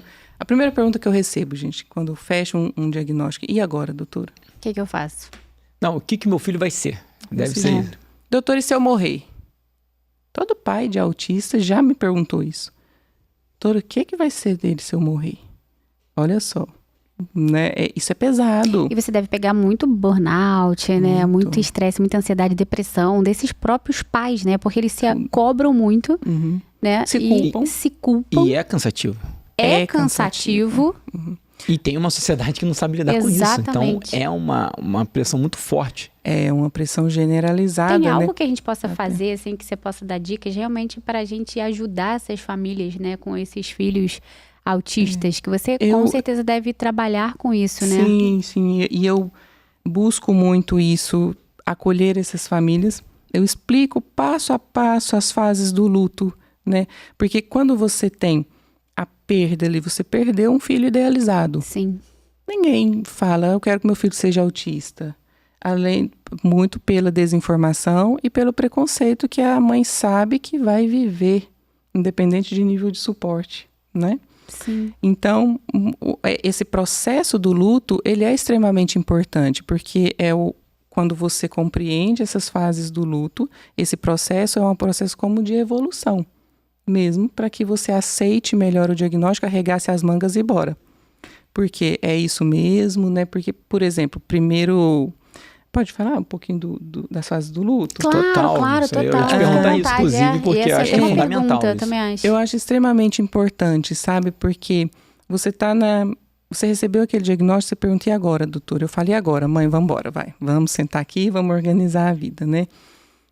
Porque é algo muito difícil, você tem uma carência de serviços de saúde que realmente faça a terapia, as intervenções integradas e corretas. Hoje a gente sabe que tem mercado, um comércio disso, violento e sujo. Como eu e o Tiago, a gente fala muito, é sujo, Angélica, é sujo, Tiago. Quando é assim, tem que falar desse termo, gente, é sujo. Mesmo clínicas particulares. É vergonhoso, sabe? Que você fala assim, na clínica de convênio a gente já tem aquele preconceito. Já até espera, né? Mas muitas clínicas com credenciamento de convênio fazem a coisa melhor porque é sobre propósito. Então, o propósito de quem está ali à frente daquele estabelecimento, daquele centro de intervenção. E, pela garantia dos direitos, é uma luta o tempo todo. O direito, ele existe, está aí. A mídia o tempo todo falando. Mas para aquela família conseguir é luta, viu? É briga. A gente fala tiro, porrada e bomba, né? De todo lado. Além dessas questões mesmo de julgamento interno dentro da própria família. Tem casais que se separam, sim, porque no momento ali do diagnóstico perdem mesmo a relação. Deixam ali de conversar. Eles deixam de conversar muitas vezes até com as crianças. Muitas famílias falam para mim assim, na segunda consulta, doutora, mas ele piorou demais as estereotipias. Ele tá mais ansioso, meu filho tá pior. Que eu falo, por quê? Como que tá em casa? Aí já desaba. O mundo cai, parece que é mais difícil o homem, né? Aceitar. É mais difícil. Que a mãe abraça a causa a ali mãe, total, né? ela é mais fácil, sabe? Apesar dela ter aquele momento do luto também, mas mãe é mãe, sim, né? A gente tem vários pais muito engajados, mas você vê isso nas próprias consultas. Quem vai mais são as mães, a figura materna mesmo ali, né? E no primeiro momento, a primeira fase do luto, e o luto até não é apenas o diagnóstico de autismo, perda de um ente querido, perder um emprego que você idealizava, isso você passa também pelo momento do luto, né? O primeiro momento é a negação. Não é. É como se fosse um para-choque para que você passe ali a aceitar, para que você transite pelas fases do luto para chegar numa aceitação plena. Então, o primeiro momento, todas as famílias não, se nega, né? E vai em outros profissionais e buscando que alguém fale o que quer ouvir. Sim. E é muito perigoso essa fase. Depois a gente chega na fase da raiva, onde as famílias realmente sentem raiva e começam, são muito ressentimento ali, e ela começa a questionar a fé. Por que eu? Por que comigo? Por que com o meu filho ele não merece, né? E esse momento de raiva é muito difícil para as pessoas que estão em convivência com aquela pessoa que está nessa fase, porque tudo é muito intenso, tudo é muito de raiva mesmo, Sim. né? E raiva não é uma expressão muito boa, né? Depois a gente passa para a fase da barganha. A barganha é aquela fase em que as pessoas, né, que estão nela acreditam em uma cura milagrosa, com méritos que ela diz ter ou com ações que ela promete empreender. Eu prometo isso, Deus, se meu filho for curado do autismo. E a gente sabe que o autismo não é doença, não tem cura, mas é legítimo. Muitas famílias buscam isso. Por isso que tem famílias que ainda caem aí em armadilhas de charlatões que vendem coisas por aí. A gente tem o protocolo MMS, vocês conhecem? Não, pode falar um pouquinho? A tradução do inglês é Solução Mineral Milagrosa. Ah, mentira. Olha, o nome já é poético. Sério? O nome já é poético, é ótimo. Educadíssimo você agora. Fina. Não é? E nada mais é do que uma substância altamente corrosiva de dióxido de cloro que você injeta via retal Mentira. nas crianças autistas. E aí você tem toda a descamação, obviamente, do intestino, mas que aquele epitélio que está sendo eliminado, pedaços de intestino que está sendo eliminados ali naquela fralda ou, né, no banheiro pela criança, são atribuídos por esses charlatões à eliminação de germes, de vermes causadores do autismo. Caramba. Então... É muito importante você falar isso, porque assim, não é só no autismo. Isso eu falo dentro da minha clínica, porque eu como urologista trato da parte hormonal, que assim, o que virou hoje isso, essa bagunça, 2, fertilidade e a parte sexual. Então assim, são clínicas que vêm com nomes importantes, eles gastam rios de dinheiros. Isso é um absurdo. Eu não tinha ideia que faziam isso também no tratamento do autismo. Então assim, as pessoas brincando, ganhando dinheiro com o sonho das outras pessoas. Sim. Isso tem acontecido muito. Então é uma atenção que a gente, como médico, a gente tem que falar isso. Exato. Isso é absurdo. E aí não cabe a gente julgar aquela família. A gente tem que Sim. julgar as pessoas Exatamente. que estão fazendo isso, os charlatões. Mas a família a gente tem que pegar e acolher, Sim. porque provavelmente Abraçar ela está nessa sempre. fase aqui. Sim, Na ela quer fase fazer da tudo. barganha, E ela também quer fazer tudo. A família faz o que for. O que Se você for. falar que esse remédio tal, ele custa R$1 milhão, o pai ele vai fazer o que Vai for fazer o que for. Nossa. para ele arrumar esse 1 milhão para dar, entendeu? Porque é um filho. E você tá perdendo o filho idealizado. Você sabe que ele vai sofrer preconceito. Você fica pensando, e se eu morrer, e agora? O que vai acontecer? É um boom em cima das famílias. E o protocolo MMS, a gente tem vários relatos de óbito mesmo. Porque descama o epitélio, tem perfuração intestinal, né? E aí, vocês como médicos já imaginam Mas que isso é vira. aceito, assim, pela sociedade médica? Nunca, Isso é usado, jamais. assim, Isso é tranquilamente? altamente proibido, mas... Mas o conselho não vai em cima. Não, mas assim, até que foi proibido, a mídia bateu muito com os Mas pais, ótimo. sabe? A gente trabalhou fortemente, a Sociedade Brasileira de Neuropediatria, a Anvisa, até a vigilância, sabe? Caramba. Envolveu muito, porque é algo grave. Grave. Muito né? forte. Mas no Brasil já reduzimos muito, mas ainda tem. A gente sabe que a gente consegue as coisinhas aí. Aquele jeitinho brasileiro. Daquele jeitinho brasileiro, né? Mas tem países que isso é bem marcado, sabe? E é um pecado, gente, que fazem. É um pecado. Fico pensando, será que essa pessoa dorme? Pois é. Se deita no travesseiro, Cara, como sabe? pode, né? E como pode uma crueldade dessa, sabe? Ou talvez a pessoa acredita realmente, né? No que Não, ela assim, vamos pensar pela parte, pelo copo cheio. Ela deve realmente achar que aquilo ali é a Tem causa do condição, autismo e a tá fazendo aquilo ali, pseudociência né? veio aí com tudo. E é impressionante como essas pessoas têm o poder de venda. Vendedores, né? Impressionante, né? Porque batem na dor e na Sim, esperança. No Exatamente. sonho. É No sonho, É exato. um sonho. E aí quando a família, a mãe ali, né, ou o pai, a família em si, ela ela passou da fase da barganha e viu que nada do que ela fez adiantou para uma cura, né, milagrosa, ela entra no estágio da depressão, que é a quarta fase do luto. E esse estágio aqui demora muito para a gente passar por ele, porque você está extremamente adoecido, né? Emocionalmente falando, mentalmente falando. Então, é o ressentimento, cuidar, né? é a tristeza, é o luto. Então, você não quer mais nada, você não quer sair de casa, atividade física jamais, aí vem o sedentarismo, má alimentação, aí vem os impactos de doenças por conta disso, né? Então, doenças cardíacas, o estresse, doenças inflamatórias, gatilhos para várias doenças. Ansiedade, depressão, transtorno do estresse pós-traumático. A gente tem muito em mães. Ficam num ciclo, porque a criança precisa do coterapeuta, que é o pai, dos pais. Eles estão afundando e as crianças ficam... E aí, se a gente não integra o cuidado, quando que a gente vai ter essa mãe plena? Às vezes o pai está lá trabalhando 24 horas para poder prover. Sim. E a mãe tem a disponibilidade, mas ela não está bem emocionalmente. E ela não vai ficar bem sozinha. E para cuidar bem, você precisa estar bem, né? Bem. E essa mãe não está bem, né? Mas é esse olhar para essa mãe.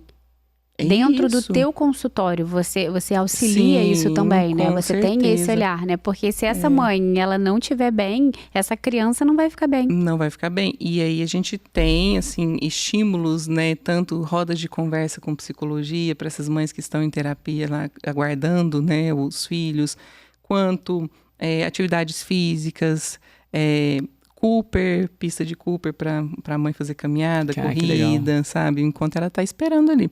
Mas ela aceita bem, assim, essa tua abordagem? Aceita muito bem, porque é uma das únicas pessoas que está olhando por ela. Isso que eu ia falar, você é a pessoa que abraça. Que chega e fala, mãe, como é que você tá? Quando eu falo isso, acabou, né? Acabou, chororô. Eu vi todos os depoimentos, todas choram falando de você. Elas choram porque realmente, a gente tem que olhar, gente. Olha o que minha mãe sofre hoje. Sim. Você viu isso dentro da sua casa, né? Vejo dentro de casa. E você vê isso até hoje, né? E vejo até hoje. Minha mãe foi para a área do esporte, musculação, pilates, e ela fica passando o dia dela ali com aquilo, trabalhando também. Mas você vê que quando a gente vai falar desse assunto, tem uma esquiva, tem ali um sofrimento até hoje e uma culpa que ela carrega, que sempre, vira e mexe, ela tá falando, e se? E se eu soubesse? E se? E aí essa culpa, sabe, assim, de eu tenho que ajudar mais ele. Como que eu vou ajudar mais ele? Sabe, tem um estudo que até compara o estresse de mães, da figura feminina, a soldados de guerra.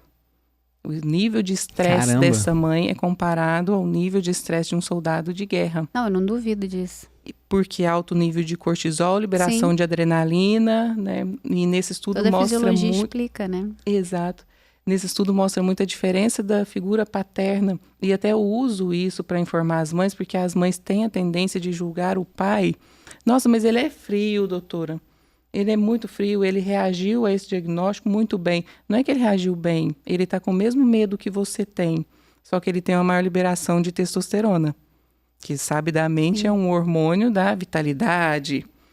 Opa, eu vou fazer então, vamos trabalhar, vou pegar 3 empregos e vamos. Exatamente. Minha rotina vai ser essa. O papel do homem, né? Que sustentar ali, né? Exato. Que é culturalmente esse papel masculino. E a mãe, ela tem alta liberação de adrenalina e cortisol. Que a gente sabe que a adrenalina tá ali adrenalizada. Eu faço, eu aconteço, eu vou resolver tudo, mas que no final das contas é um hormônio extremamente depressor. Sim. Porque é a fuga dela ali, mas é como se ela estivesse o tempo todo tendo que fugir de algo. Da mesma forma que sobe e desce, né? E na hora que desce. Na hora que desce, vem ansiedade, depressão, transtorno do estresse pós-traumático e vem todas as consequências. Então, quando as mães sempre me perguntam, tá, doutora, eu entendi tudo do luto. Quando é que eu vou sair dessa fase? Quando é que eu vou pular para a próxima? Quando é que eu vou chegar na quinta, que é a aceitação plena? Muitas famílias se dizem, se auto-intitulam que estão na quinta fase de aceitação plena, mas não estão. Não estão, né? Estão ali ainda na transição da depressão para a aceitação. E aí eu sempre oriento o autocuidado e o autoconhecimento. O autoconhecimento, eu faço exercícios com elas, né? Escreve aí para mim no papelzinho o nome de 3 pessoas que você mais ama. Coloca aí a qualidade deles e um defeito. e elas escrevem. 99% escrevem nomes de outras pessoas da família, nunca escrevem o seu próprio nome. Ou seja, ninguém está olhando para si mesmo. Olha, o que eu gosto? Qual é o meu sonho? Entendeu? O meu sonho mesmo, não o sonho que meu filho fale. Sim. Entendeu? O meu sonho, o meu hobby. O que eu gosto de fazer? Qual que é o meu medo, minha angústia, minha tristeza, o que me deixa triste, o que me deixa feliz? A gente não para pensar mais nisso, a gente está muito no automático. Uma mãe, principalmente de criança autista, ela vive no automático 100%. Tem mãe que fala, doutora, eu não sei se eu tomei banho. Eu sei que eu tomei banho, tô cheirosa, mas eu não sei como que eu tomei banho. Eu não lembro de eu tomando banho. Olha a gravidade disso, ela não se curte, ela não ela nem no próprio banho. Então a gente precisa disso, né? E aí o autocuidado ele vem como uma vertente do autoconhecimento, onde a gente se conhecendo melhor, sabendo das nossas angústias, tristezas, aflições, o que me deixa feliz, qual é o meu sonho, o que me deixa triste, eu vou buscar cuidar do meu corpo e da minha mente. Então o autocuidado ele não é uma mera rotina de skincare, de cuidar da pele, de passar maquiagem, de fazer uma unha. É você se enxergar como pessoa. É você se enxergar ali como um ser. E não viver na bolha do diagnóstico do filho. Entendeu? Eu sempre busco falar, vocês estando bem, sua criança vai evoluir muito melhor. Só que a gente tem outro problema. A sociedade é preconceituosa. E tem uma pressão cultural generalizada de quem pratica o autocuidado e que tem um filho autista. Nossa, mas você deixa o seu filho na terapia, tá na academia? Você tem tempo disso? Desse jeito. Já escutei várias mães me falando, doutora, as pessoas pressionam porque eu tô vestida de roupa de academia. E eu falo, né, tem uma frasezinha, desculpa o termo, que eu falo assim, orar e vigiar, mas também mandar se lascar aí, né? Muito bom. Gente, não, foca, entendeu? Foca em você. Você estando bem, seu filho vai estar bem. Então, é essa a sua meta. Sua meta não é o seu filho, então primeiro você. E até vai. mesmo porque ela precisa estar bem para cuidar bem. Ela precisa estar bem. Cuida. E isso é um foco legal pro terapeuta, porque assim, você trata... É um foco muito legal, porque você trata a criança, trata a mãe, você na verdade está salvando um casamento, isso é importante. Tá tendo uma família. E cadê? A gente tem terapeutas que estão especializados nessa mãe. Exato. Né? Olha, assim, você tem provavelmente na sua clínica, você é especializado aí, mas você não consegue pegar isso tudo. Então, assim, muito que o terapeuta fique atento a isso. Esse cuidado da mãe. E até o terapeuta também ajudar nesse cuidado, nos sinais de que essa mãe não está bem, né? E a gente cuidar também do terapeuta. O terapeuta está ali lidando com 20 crianças por dia. É super pesado para ele, né? É pesado para ele também. Porque principalmente o terapeuta é responsável. Porque se a criança não foi bem hoje na terapia, ele já se culpa também, ele pensa o que foi, o que está acontecendo, eu quero que ele evolui e chora junto, né? Então, o índice de burnout em terapeutas é muito alto. Pessoas estão abandonando a profissão. Caramba. Hoje, terapia ocupacional é uma raridade, uma especialidade rara. Caramba. É rara, gente. Eu tenho uma clínica, né? Eu tô com outra clínica em São Paulo. Fala um pouquinho da sua clínica pra gente, é super interessante. É uma clínica de reabilitação. Na verdade, eu não gosto muito do termo reabilitação, gosto do termo estimulação e intervenção. Sim. Multi-interdisciplinar. Com todas as especialidades. Quais são as especialidades? Terapia ocupacional, a integração sensorial de Aires, que é dentro da terapia ocupacional, fonoaudiologia, nutrição, psicomotricidade, atividade física, esporte. Então, o paciente que vai a você, ele passa por todos esses profissionais? Se ele fizer a terapia lá. Tá. Aí ele passa por todos dentro do plano terapêutico dele por prioridades, né? Sim. Pra gente não sobrecarregar também de excesso de estímulo, porque nem sempre a carga horária equivale à qualidade. Sim. A gente tem que trabalhar as metas e objetivos individualizados da criança. Tem algo para mãe lá? Psicologia. Aí tem as rodas de conversa para mães, palestrinhas que os próprios terapeutas vão revezando. Isso tudo na nossa clínica? Tudo lá. Que legal, tem Angélica. As áreas de autocuidado. Tem um redário para mãe deitar mesmo. Isso foi um pedido...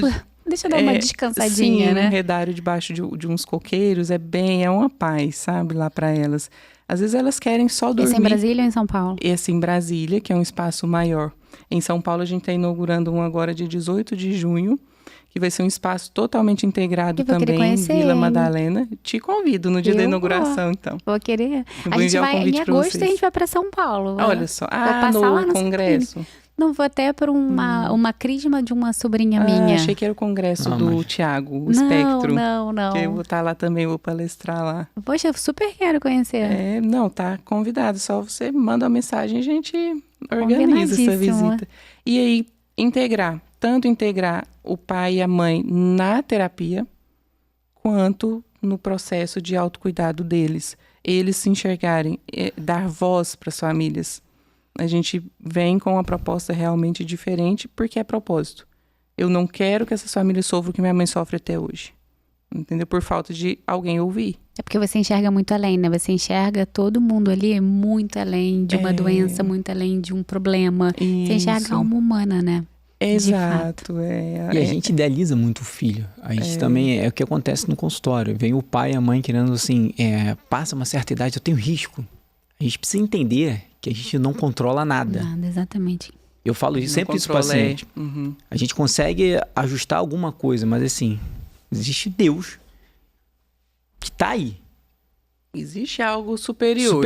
Se a gente não acreditar nisso, não tem sei alguma o que vamos virar. Por isso que as pessoas acabam sofrendo muito. Ninguém quer um diagnóstico de um autismo, de uma criança com, enfim, qualquer outra doença, um câncer, mas tem algo maior aí. Então essa questão da gente idealizar o filho se torna cada vez mais difícil. As pessoas sofrem, os pais sofrem muito com isso, né? Já que tem um filho, já tá na barriga, o homem vai ser jogador de futebol, vai ser médico, vai ser isso, aquilo. Então, assim, a gente precisa também trazer um pouco para a realidade do que é ser um filho, qual o propósito, né? E existir que existe Deus. E a gente não pode controlar tudo aí. E vamos falar assim, até para já caminhar para o finalzinho da nossa entrevista maravilhosa. Vamos falar um pouquinho do tratamento, assim, dos níveis, sabe? Eles não são iguais. Sim, não são. Não são, né? E como que é avaliado isso? Tanto a terapia ocupacional, quanto as próprias terapias, as próprias medicações. Como que encaixa em cada nível, assim, de... A gente não tem um protocolo por nível de suporte. Tanto que o nível de suporte não define carga horária de intervenção. Eu vi que você falou isso, eu achei super interessante, porque eu achava que definia. Isso, não. Por exemplo, um 3 tivesse um nível de suporte, uma carga muito maior do que um nível 1, por exemplo, e não é assim. Não é assim, porque a gente tem que avaliar o autista como um todo. Muitos autistas nível 1 de suporte precisam cumprir uma carga horária de 20 horas semanais ali, porque tem uma comorbidade associada que está impactando naquela socialização, que está impactando nos comportamentos dele, sabe? Então, a gente precisa entender isso, que o nível de suporte é para nos definir, nos direcionar, avaliar prognóstico, como que aquela criança vai ter uma tendência maior de evolução, né? Mas não para definir carga horária. O que define a carga horária são os protocolos de avaliação dos terapeutas, da equipe multidisciplinar, né? Então, você usa protocolos padrão ouro. Sim. Você não pode ir no achismo, que é também um grande erro de muitos centros de intervenção. Eu acho que ele precisa melhorar o contato visual. Ok, quanto? A aba é ciência. Então é mensurável. Um pouquinho da aba pra gente. Aba é a mais cientificamente comprovada, isso, né? De ajuda realmente terapêutica pro autista. Explica um pouquinho sobre a terapia. Por que ela tem uma melhor evidência científica? Porque ela é mensurável. A aba, para ser aba de verdade, você tem que mensurar a evolução da criança. Como ela chegou hoje, os marcos do desenvolvimento que ela tem em atraso, daqui 6 meses a gente reaplica aquele programa, aquele protocolo, a gente vê a evolução clara do que ela ganhou. Aquilo nos permite traçar, a aplicação desses protocolos nos permite traçar o plano de intervenção, com objetivos a curto, médio e longo prazo. 3, 6, 12 meses, 3, 6, 9, 12 meses, entendeu? Sim. Ele tem que melhorar o contato visual, certo? Eu também sei, inclusive, é um critério, né, do diagnóstico ali, a dificuldade, né, nos comportamentos de comunicação não verbal. Utilizado para comunicação. E aí você tem que mensurar e você planeja quanto. Ele tem que, em 3 meses, olhar para mim, sustentar o olhar por 5 segundos. Isso é mensurado antes de você começar, por exemplo, e depois você avalia naqueles 3 meses se ele realmente fez aquilo ali. Exatamente. E aí, muitos centros de intervenção, a criança chega, não é avaliada, começa uma terapia ali de qualquer jeito e vão embora, entendeu? Fazendo daquilo um comércio. E aí você não mensura. Você fala que não são os responsáveis, não né? Não são os responsáveis. A criança entrou na clínica, ela obrigatoriamente já tem que ter uma avaliação inicial. Daqui 3 meses ela tem que ter outra avaliação. Mudança do plano terapêutico dela, porque ela tem que ter evoluído. Se ela não atingiu aquele objetivo, aquela meta que a gente traçou no início, foi por quê? Meu terapeuta faltou muito e não veio, não teve muita intervenção. Faltou orientação para a mãe e essa mãe não está conseguindo generalizar em casa. Ou o pai, né? A criança faltou muito, está internada e tal, entendeu? Sim. Eu tenho que investigar. Por que ele não atingiu? Ou foi falha mesmo da aplicação ali da intervenção. Sim. Entendeu? E aí, com 6 meses reaplica, com 12 meses, você vê claramente o gráfico subindo. Que aquela criança está evoluindo, sabe? Como se fosse aquele gráficozinho, né? De peso e de crescimento, você faz um gráficozinho de evolução. De como ele está, ele faz aquela curvinha. Né? E tem que ser ascendente. Nós não podemos, mesmo um autista... Porque tem resposta, né? Tem resposta. Mesmo um autista... com uma deficiência intelectual, nível 3 de suporte, a gente sabe que aquele autista tem um potencial de evolução mais lento, até pelo comprometimento intelectual, mas ele evolui. Ele tem que evoluir. Sempre tem evolução. Sempre tem evolução. Isso é muito bom. A intervenção, ela tem que garantir isso. Por isso que ABA é a análise aplicada do comportamento. Você não tem um método ABA. ABA não é método. Outro erro muito comum que as pessoas vendem, que é método ABA, tudo é ABA. E é muito difícil achar realmente, né, muito o ABA, difícil, né? No porque Brasil ABA é aqui, caro. De fato, O profissional é caro, porque a especialização que ele faz é caríssima. Então, ABA de verdade, são poucas clínicas no Brasil que tem, entendeu? Que analisa aquele comportamento da criança. Muitos fazem punição e ABA não é punitiva. O que a gente orienta para o pai em casa, por exemplo, que é aquele exemplo que eu te dei, ele quer brincar com o carrinho, é com o carrinho que a gente vai fazer a terapia, eu vou ensinar novas habilidades para ele baseado naquele carrinho. Depois eu vou introduzindo outras coisas que eu quero, entendeu? Outros objetos. Eu não posso punir o meu paciente autista, porque vem a aversão, vem a fuga, a esquiva das demandas, não quer, não tem um interesse, entendeu? E isso é o grande pecado hoje dos centros de intervenção no Brasil, sabe? A gente precisa, agora também, por que é uma crítica, tá? Por que muitos locais não agregam, não integram a presença da família lá dentro? Porque a família que conhece, ela te cobra mais. E ela quer a garantia da qualidade. Sim. Ela fala, opa, não aplicou o protocolo X aqui. Até mesmo porque hoje em dia a informação está aí, né? E essa família é bem informada. Ela sabe exatamente o que tem que ser feito. E ela sabe dos seus direitos. Então, aí vem centros de intervenção que fala assim, não, a criança não pode entrar, não, mas senão... Aliás, você não pode entrar, não, senão vai atrapalhar a terapia. Não. Tem muitas técnicas, né? Por exemplo, na minha clínica, a gente tem um espelho unilateral. É igual de FBI. A mãe está vendo o que está acontecendo lá dentro e a criança não está vendo que a mãe está ali fora. A mãe está sendo orientada pelo supervisor daquele caso o que está sendo feito lá dentro, para que ela aprenda. Aos pouquinhos a gente vai introduzindo essa família dentro do ambiente terapêutico. Porque se é ela que fica com aquela criança em casa 24 horas por dia, por que na terapia ela não pode ser a coterapeuta? Ela tem que ser coterapeuta, ela tem que saber melhor do que o AT que está ali, o aplicador que está ali. Uma atenção aos pais, ficarem muito atentos a isso. Exato, a gente tem que ser integrado e empodera disso, saber, é meu direito, eu preciso conhecer meu filho, o tempo está passando, o tempo é cérebro. Sim. Quanto mais a gente estimular essa criança, mais cedo ela vai ter autonomia e independência. E terapia medicamentosa, quais são as indicações? Depende muito da indicação que a gente... do porquê que a gente está querendo o uso do medicamento. Os sintomas-alvo que a gente fala, né? Sim. Então, os sinais e sintomas, por exemplo, irritabilidade, uma agitação psicomotora, precisam uma agressividade, precisam ser graves o suficiente e em vários contextos, que estejam atrapalhando aquela criança a ganhar novas habilidades. Sim. Aí sim é o momento da gente iniciar o uso de um medicamento. Medicamentos para controle de sintomas disruptivos, agressividade, agitação, irritabilidade. A gente tem de primeira escolha a risperidona, que são os antipsicóticos, aripiprazol, que também vem sendo muito utilizado para esses comportamentos. E aí tem toda a classe medicamentosa, tem os psicoestimulantes, quando a gente tem um TDAH associado como comorbidade. Sim. Até 50%, 50% a 70%, depende do estudo, dos pacientes autistas tem associação com TDAH.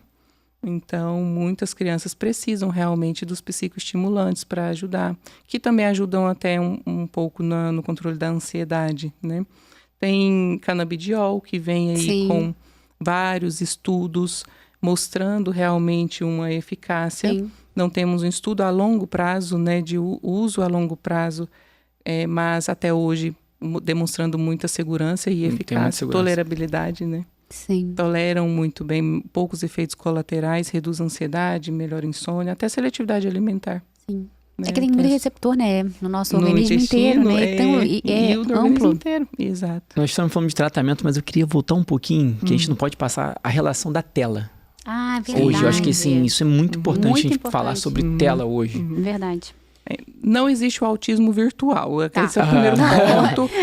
Não tem isso. Mas que atrapalha, né? Porém, a tela atrapalha e muito, e muito. O autista, ele já tem na característica dele do próprio autismo, ele tem a rigidez. Sim. Que eu tenho falado aqui com frequência. Uhum. Ele tem a questão da interação social, que ele prefere mesmo ficar mais na dele ali, fica bem, tá feliz daquele jeito. Sim. Né? Quando você tem a exposição a telas, você ainda melhora para ele, na cabecinha dele, porque tá tudo pronto. Ele não tem nem que raciocinar. Para ele. Ele não tem um trabalho ali para raciocinar, para montar um quebra-cabeça. E o confortável para ele, principalmente para os pais também, né? A questão da tela. Exatamente. Inclusive, a orientação, quando a gente fala, né, de redução de tempo de telas, é que pai e mãe, vamos reduzir as telas, vocês vão precisar garantir o tempo dele ali. Você vai reduzir a tela e ele vai fazer o quê? Então, a gente precisa estar estimulando... Que é mais difícil, mas é completamente do lúdico, possível. Né? E a tela tem a alta liberação de dopamina. Para nós também. Se a gente pegar aqui o Instagram, a gente fica horas. Não fica? Então, porque é confortável aquilo ali, é prazeroso. Então, para a criança autista, tem uma alta liberação de dopamina também, que vai deixando ele cada vez como um vício. Vício em telas, a gente tem. Sim. Né? E atrapalha muito, porque... E não só em telas, né? Porque são crianças que crescem com outros vícios, né? Porque a gente sabe que tem uma geração hoje dependente de dopamina. Exatamente. Em tudo. A gente pode falar sobre pornografia, sobre um monte de coisa que é difícil. Exato. Mas trazendo para o autismo é cada vez pior isso. E até diagnóstico. Às vezes pode dar até um diagnóstico errado para o pediatra, porque assim, a parte motora acaba sendo ruim. Aí, a gente falou sobre tela ontem com o Dr. José, o osteopata, porque a parte motora é ruim e às vezes fala, caramba, essa criança já tem uma parte ruim motora e entra ali com, de repente, um diagnóstico errado ali. Sim, exatamente. Por isso que falou-se tanto de autismo virtual, autismo de tela, exatamente. Sabe? Mas que realmente não existe. Sim. Porém, piora muito. Com certeza. E de toda criança. Toda criança. Eu sou a favor total do zero telas. Lá em casa, zero telas. Inclusive, total. Aqui no Brasil, tem a orientação da Sociedade Brasileira de Pediatria de zero exposição a telas até 2 anos. Nos Estados Unidos, até 6. Por quê? Não é o tempo, a janela de oportunidade nossa, o período mais sensível, a neuroplasticidade ali, não é há 6, 7 anos, não é o período mais sensível? Sim. Então, por que a gente tem que dar telas antes dos 6 anos? E realmente. Agora, eu já tenho pacientes que usam a tela apenas para comunicação alternativa. A comunicação aumentativa alternativa é no tablet, você tem figurinhas e aí você aperta, eu quero comer, por exemplo. E aí o tablet sai o som falando, eu quero comer. Então, você potencializa muito o modo de comunicação funcional dele, para que ele não precise jogar as coisas no chão para ser entendido. Sim. Né? Porque tem uma dificuldade na comunicação funcional. Usando a tecnologia para que ela veio para o bem. Exatamente, mas é para um planejamento Para um terapêutico, planejamento, mas aí são aplicativos que se usa que a mãe consegue bloquear total o acesso ali. Você não tem mais nada de acesso no tablet, é apenas a comunicação alternativa. Sim. Então, faz muito sentido, gente. Tem muitos pacientes que melhoram muito quando a gente retira Tira a telas. tela, né? Fica menos hiperexcitado. Sim, lógico. Então, fica menor estereotipia, melhor ansiedade, né? Melhor o sono. O sono é claro. Para nós, a gente tem a orientação de nem ter o celular no quarto. Sim. Né? E a gente deita já lá na tela. Virou um membro do corpo, né? O telefone. Exato. A agressividade, ela tá relacionada também aos níveis? Não... Tá e não tá, é assim.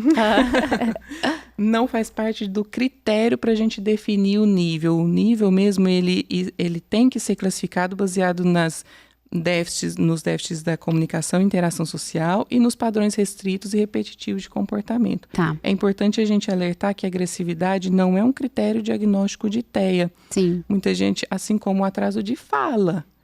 A criança está com atraso de fala, é autista. Sim. Não, vamos investigar aqui direitinho, entendeu? Tem todo um critério para que a gente consiga fechar diagnóstico. E a agressividade, ela pode vir devido à ausência de comunicação funcional. Você coloca uma fita daquelas de...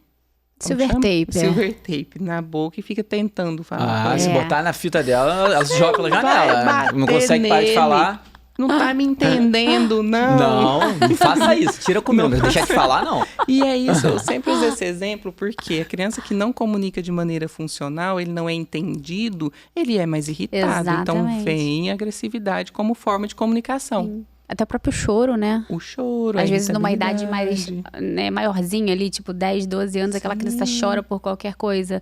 Isso. É uma atenção que você pode ter ali, se expressar, então é uma atenção que a gente precisa ter. E de outras comorbidades também que a gente pode ter associadas. O transtorno opositor desafiante, por exemplo, que é o TOD.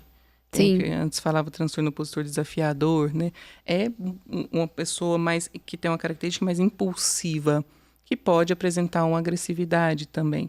Então, a gente precisa entender isso e tratar adequadamente.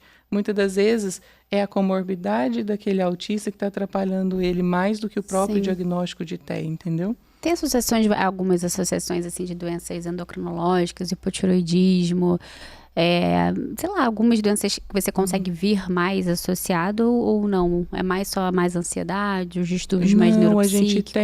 A gente tem muitas crianças. Doenças autoimunes, não sei, isso é pergunta minha mesmo de curiosidade, se há associação também. Há associação. Eu tenho alguns pacientes com doenças autoimunes com o diagnóstico de TEA, não como marcador causal ali ainda, mas eu imagino que nos próximos anos a gente tem mais estudos mais fiéis para a gente responder melhor. Mas vários pacientes, por exemplo, com déficit de crescimento, baixa estatura, baixo peso, que não são explicados apenas pela seletividade alimentar, porque tem pacientes que comem que é uma beleza, aceitação alimentar variada. Então tem essa associação também de baixo peso, de baixa estatura? Tem vários pacientes com baixo peso, baixa estatura, inclusive com uma dúvida, né, sobre o uso de psicoestimulantes. Tem vários pacientes com baixa estatura que precisam do psicoestimulante, que você opta por não, porque tem associação, né, por exemplo, a Ritalina com a baixa estatura, né? Sim. Puberdade precoce, vários pacientes com puberdade precoce. Por isso que os estudos falam muito do todo. Não é apenas o TEA que tem que ser visto e notado. Porque às vezes você melhora o comportamento de uma criança quando você trata as alterações endocrinológicas que ele tem. Exatamente. Então, às vezes o mais difícil é você entender as comorbidades associadas ao próprio autismo, diagnóstico de autismo. Exato. Do que de fato você fazê-lo, né? Do que de fato você apostar apenas em intervenção. Só naquilo ali. Não, a intervenção é a prioridade. Até mesmo porque se você pega e você investiga essa criança como um todo, de fato, como deve ser e não compartimentada, às vezes tem outras comorbidades associadas que ela não vai precisar usar um medicamento específico. Ele tem um hipotiroidismo, né? Tem alguma deficiência de algum micronutriente importante. deficiências de micronutrientes importantes mesmo, tipo o folato, vitamina D, o ferro, eles também, o magnésio, eles são cofatores de neurotransmissores. Então, será que aquela ansiedade, será que aquela depressão associada, será... Né? A inflamação intestinal, hoje em dia, a gente não tem como falar de saúde sem falar em intestino. E quanto que a gente está vendo também um boom de criança com APLV, né? Com alergia à proteína do leite, que não pode comer. Frequente, a APLV. Associado ao autismo, né? Ao autismo. São as intolerâncias e alergias alimentares, que tem estudos que falam até de 30%. Na minha prática, eu vejo mais, tá? Mais de 30% associada a tanto a PLV, intolerância à lactose, também alergia alimentar mesmo como um todo, banana. Já vi muitas crianças com alergia à banana. E aí, assim, você vai investigando, você vai tratando a criança como um todo, você vai vendo que a criança vai melhorando os aspectos, tanto nutricionais, quanto de aceitação alimentar. Criança PLV, geralmente quer só o leite. Né? Tem uma seletividade alimentar ali muito importante. Então, a gente vai tratando... E você vê que tudo tem um gancho, né? Uma criança é PLV, aí ela se expõe àquilo ali, ela inflama o intestino, aí ela não absorve, aí ela não cresce, ela não engorda. Então, você vê que todas as associações, assim, às vezes elas não são tão... São sempre bem ligadinhas, né? Se você começar a fazer uma curvinha ali, né? Porque uma coisa vai puxar a outra, né? Se você tem uma alergia e você se expõe àquilo ali e você inflama teu intestino, se você inflama teu intestino, você não absorve direito, se você não absorve direito, você não cresce, você não ganha peso. E daí tá ali tudo que a gente acabou de falar, que é um monte de associações, né? Próximas e associadas ao paciente com autismo. Algo muito, assim, até teve uma mãe, semana passada, que ela falou assim, doutora, você foi a primeira neuropediatra que me perguntou isso. Como que é o ritmo intestinal do seu filho? Sim. Gente, o cocô fala muito. Total. Se atentem ao cocô. Eu sempre falo, olhem esse cocô. Sim. Tem que avaliar esse aspecto dessas fezes. Consistência, ali, aquela textura, a coloração. Se tem a constipação intestinal, não normalize a constipação intestinal, nem muito menos a diarreia. Diarreia ainda você perde eletrólitos ali, né? Então, normalizam muito, sabe, as alterações possíveis. Eu sempre falo, pode ser comum, mas não é normal, né? E é tudo muito normal, né? E é assim tudo, mesmo. Não, é assim mesmo. É igual a mãe que procura o pediatra ou o médico, né? Porque o filho está com atraso. Assim, 70% das mães já ouviram isso. Não, tá normal, o menino é mais lerdo mesmo. Mais lerdinho. Menino, não, se fosse menina, já estava falando. Exatamente. Desse jeito. Então, a gente tem, né, a falta de conhecimento. Eu sempre falo, mãe, conheça, porque o conhecimento é poder e a informação é libertadora. Acho que até nós, como os médicos, tem essa busca do porquê. A gente precisa trazer mais isso pra gente. Por quê? Por quê? Vai ter um porquê. E aí, acaba que em toda a área da medicina normaliza. Um exame de sangue alterado é normal. Um idoso com anemia é normal. Exatamente. Por quê? Tem tá cansado, é normal. Então, por que pediu o exame? Uma última dúvida, assim, na própria estereotipia, né? Que a gente fala, é ali tipo um alívio daquele paciente ali, né? Por algum motivo, ou seja, de hiperexcitação ou de ansiedade. E a gente não deve controlar, a princípio. Mas o que a gente deve fazer? O que a mãe do paciente autista, nesse momento que ele está ali em estereotipia, o que ela pode fazer para ajudar aquela criança? Ou ela pode deixá-lo, que ele está no momento de autorregulação, não força nada. Não há problema nenhum. Não há problema, ele está se autorregulando ali. Sim. Ou, se for um movimento muito agressivo, exacerbado, ela desviar o foco de atenção dele. Entendeu? Mostra algo que gosta muito, né? Tenta conversar, mas se viu que está saindo dali, aquela abordagem sua está irritando, pode ser que piore, pode ser que isso deflagre até uma crise nervosa. Então, a gente tem que... Na dúvida também, assim, troca o foco. Mas se você tem na dúvida, você também não interrompe o que ele está fazendo. Não acho que é importante isso. A não ser que ele esteja com autoagressividade, se colocando em risco. Se colocando em risco, né? Mas se for uma estereotipia ali na dele, ele está se autorregulando. A gente não precisa intervir ali, sabe?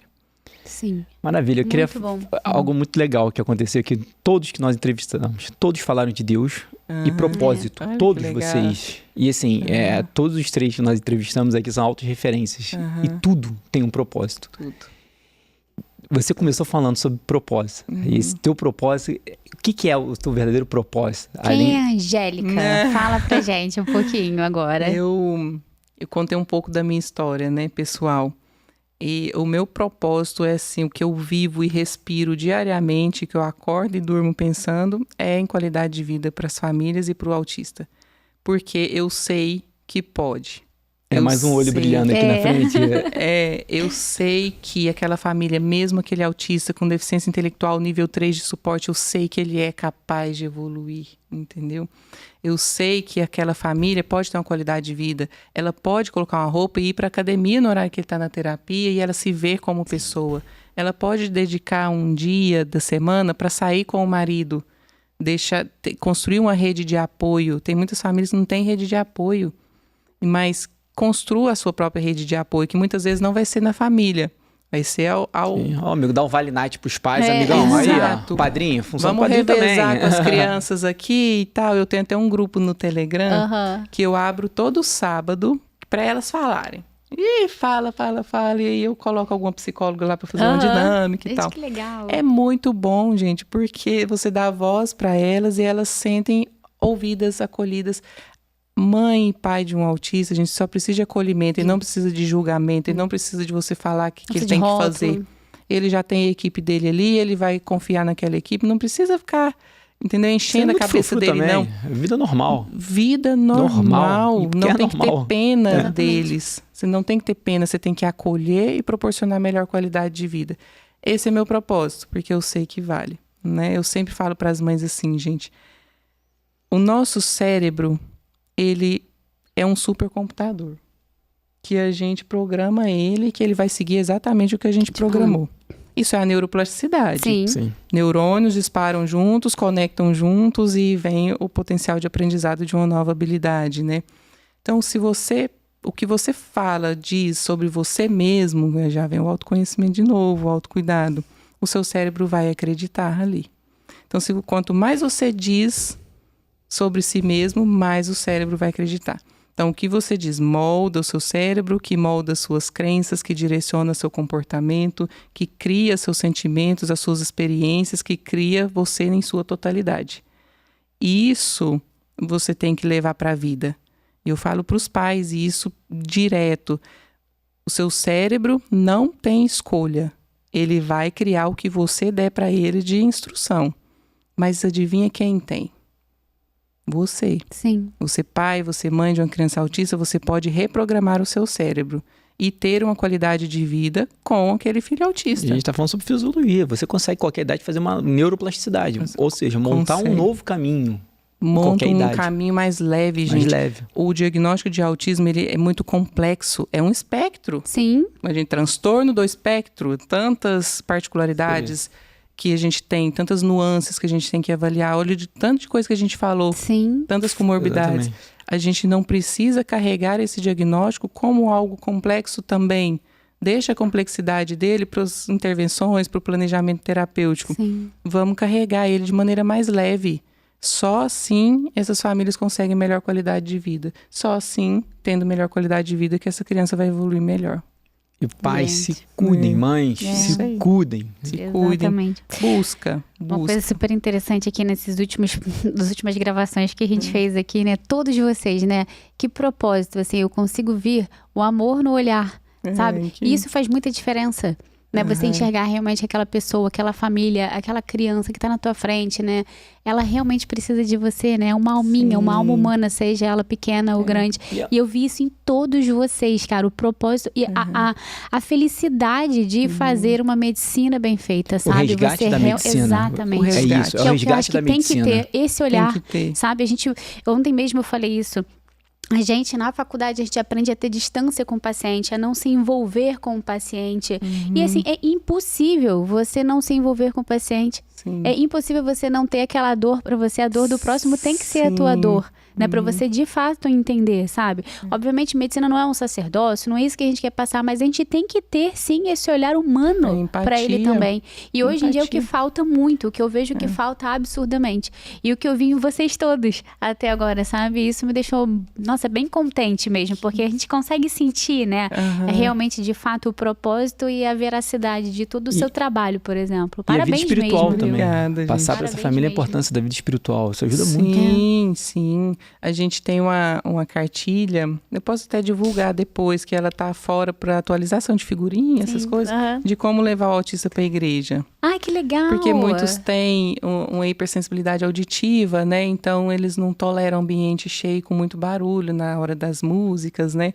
Mas a gente orienta o abafador de ruído, vamos levar esse autista para a vida cotidiana, gente. Sim. Fica preso em salinhas de terapia, escola e dentro de casa. Ele tem que estar inserido, ele tem que aprender a ir no banco. O adolescente, a gente cata na mão, vamos no banco, vamos comprar. Divulgar isso aí. Mãe, dá o cartão, a gente fala. Exatamente. Que a gente vai comprar ali. A gente compra água, chocolate, essas coisas, mas o que ele quer ali, mas você ensina autonomia e independência. A gente quer isso para eles. Sim. Não é questão de robotizar, não, jamais.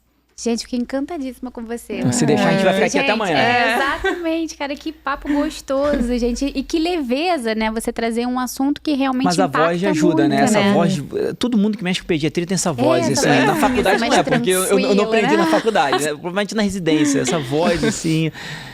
Fala um pouquinho do seu arroba pra gente, porque eu quero que o pessoal também comece a seguir você, ou então tire as dúvidas lá com você, pode tirar, eu abro direto caixinha, pode tirar lá nas mensagens. Manda pergunta na caixinha de pergunta, doutora Angélica, é @ doutora, DRA, ponto Angélica Ávila. Isso mesmo. Siga ela lá nas redes sociais. Você quer falar um pouquinho do seu curso que você falou? Que na verdade não é um curso, é um projeto, né? É um projeto. É a supervisão ABA, que é a supervisão, chama ABA Action. Tem até o Instagram também.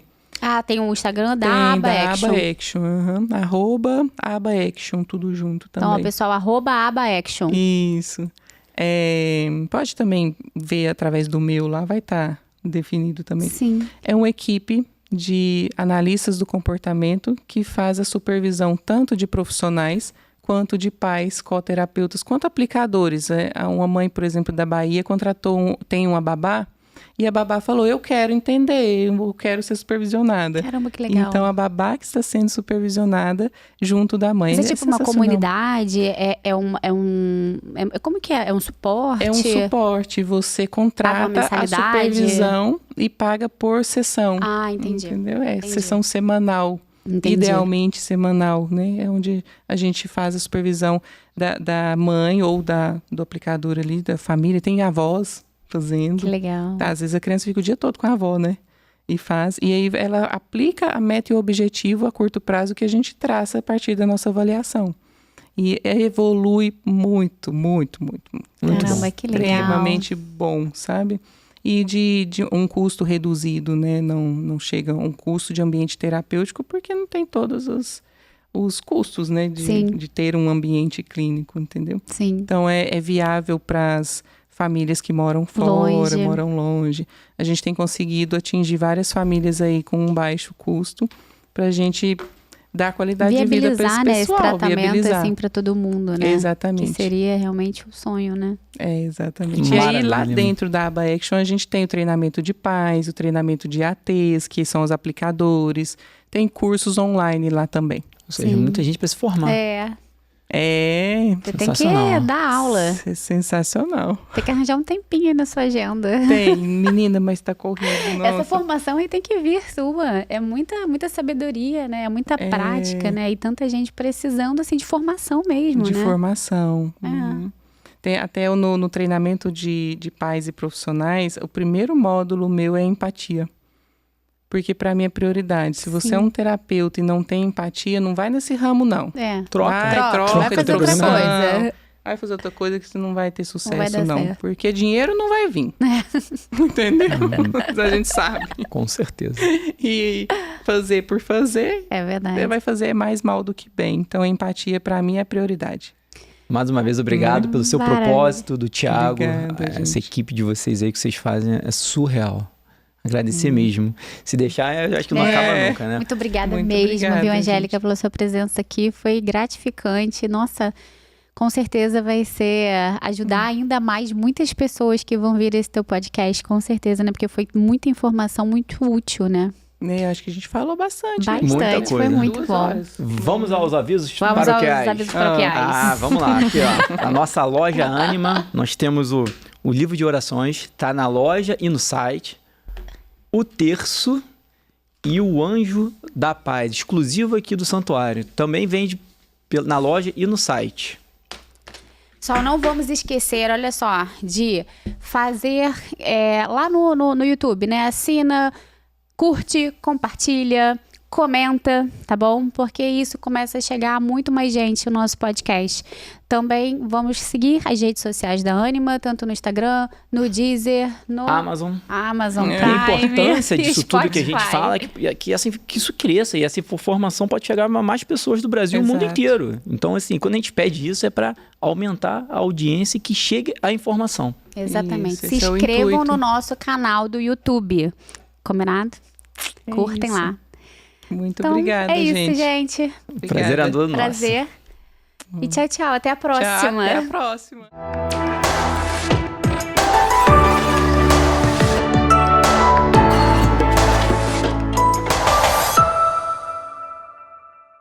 Você quer crescer na fé e transformar sua vida? Então precisa conhecer a Comunidade Ânima, uma plataforma de formação católica com conteúdos que fortalecem você e sua família.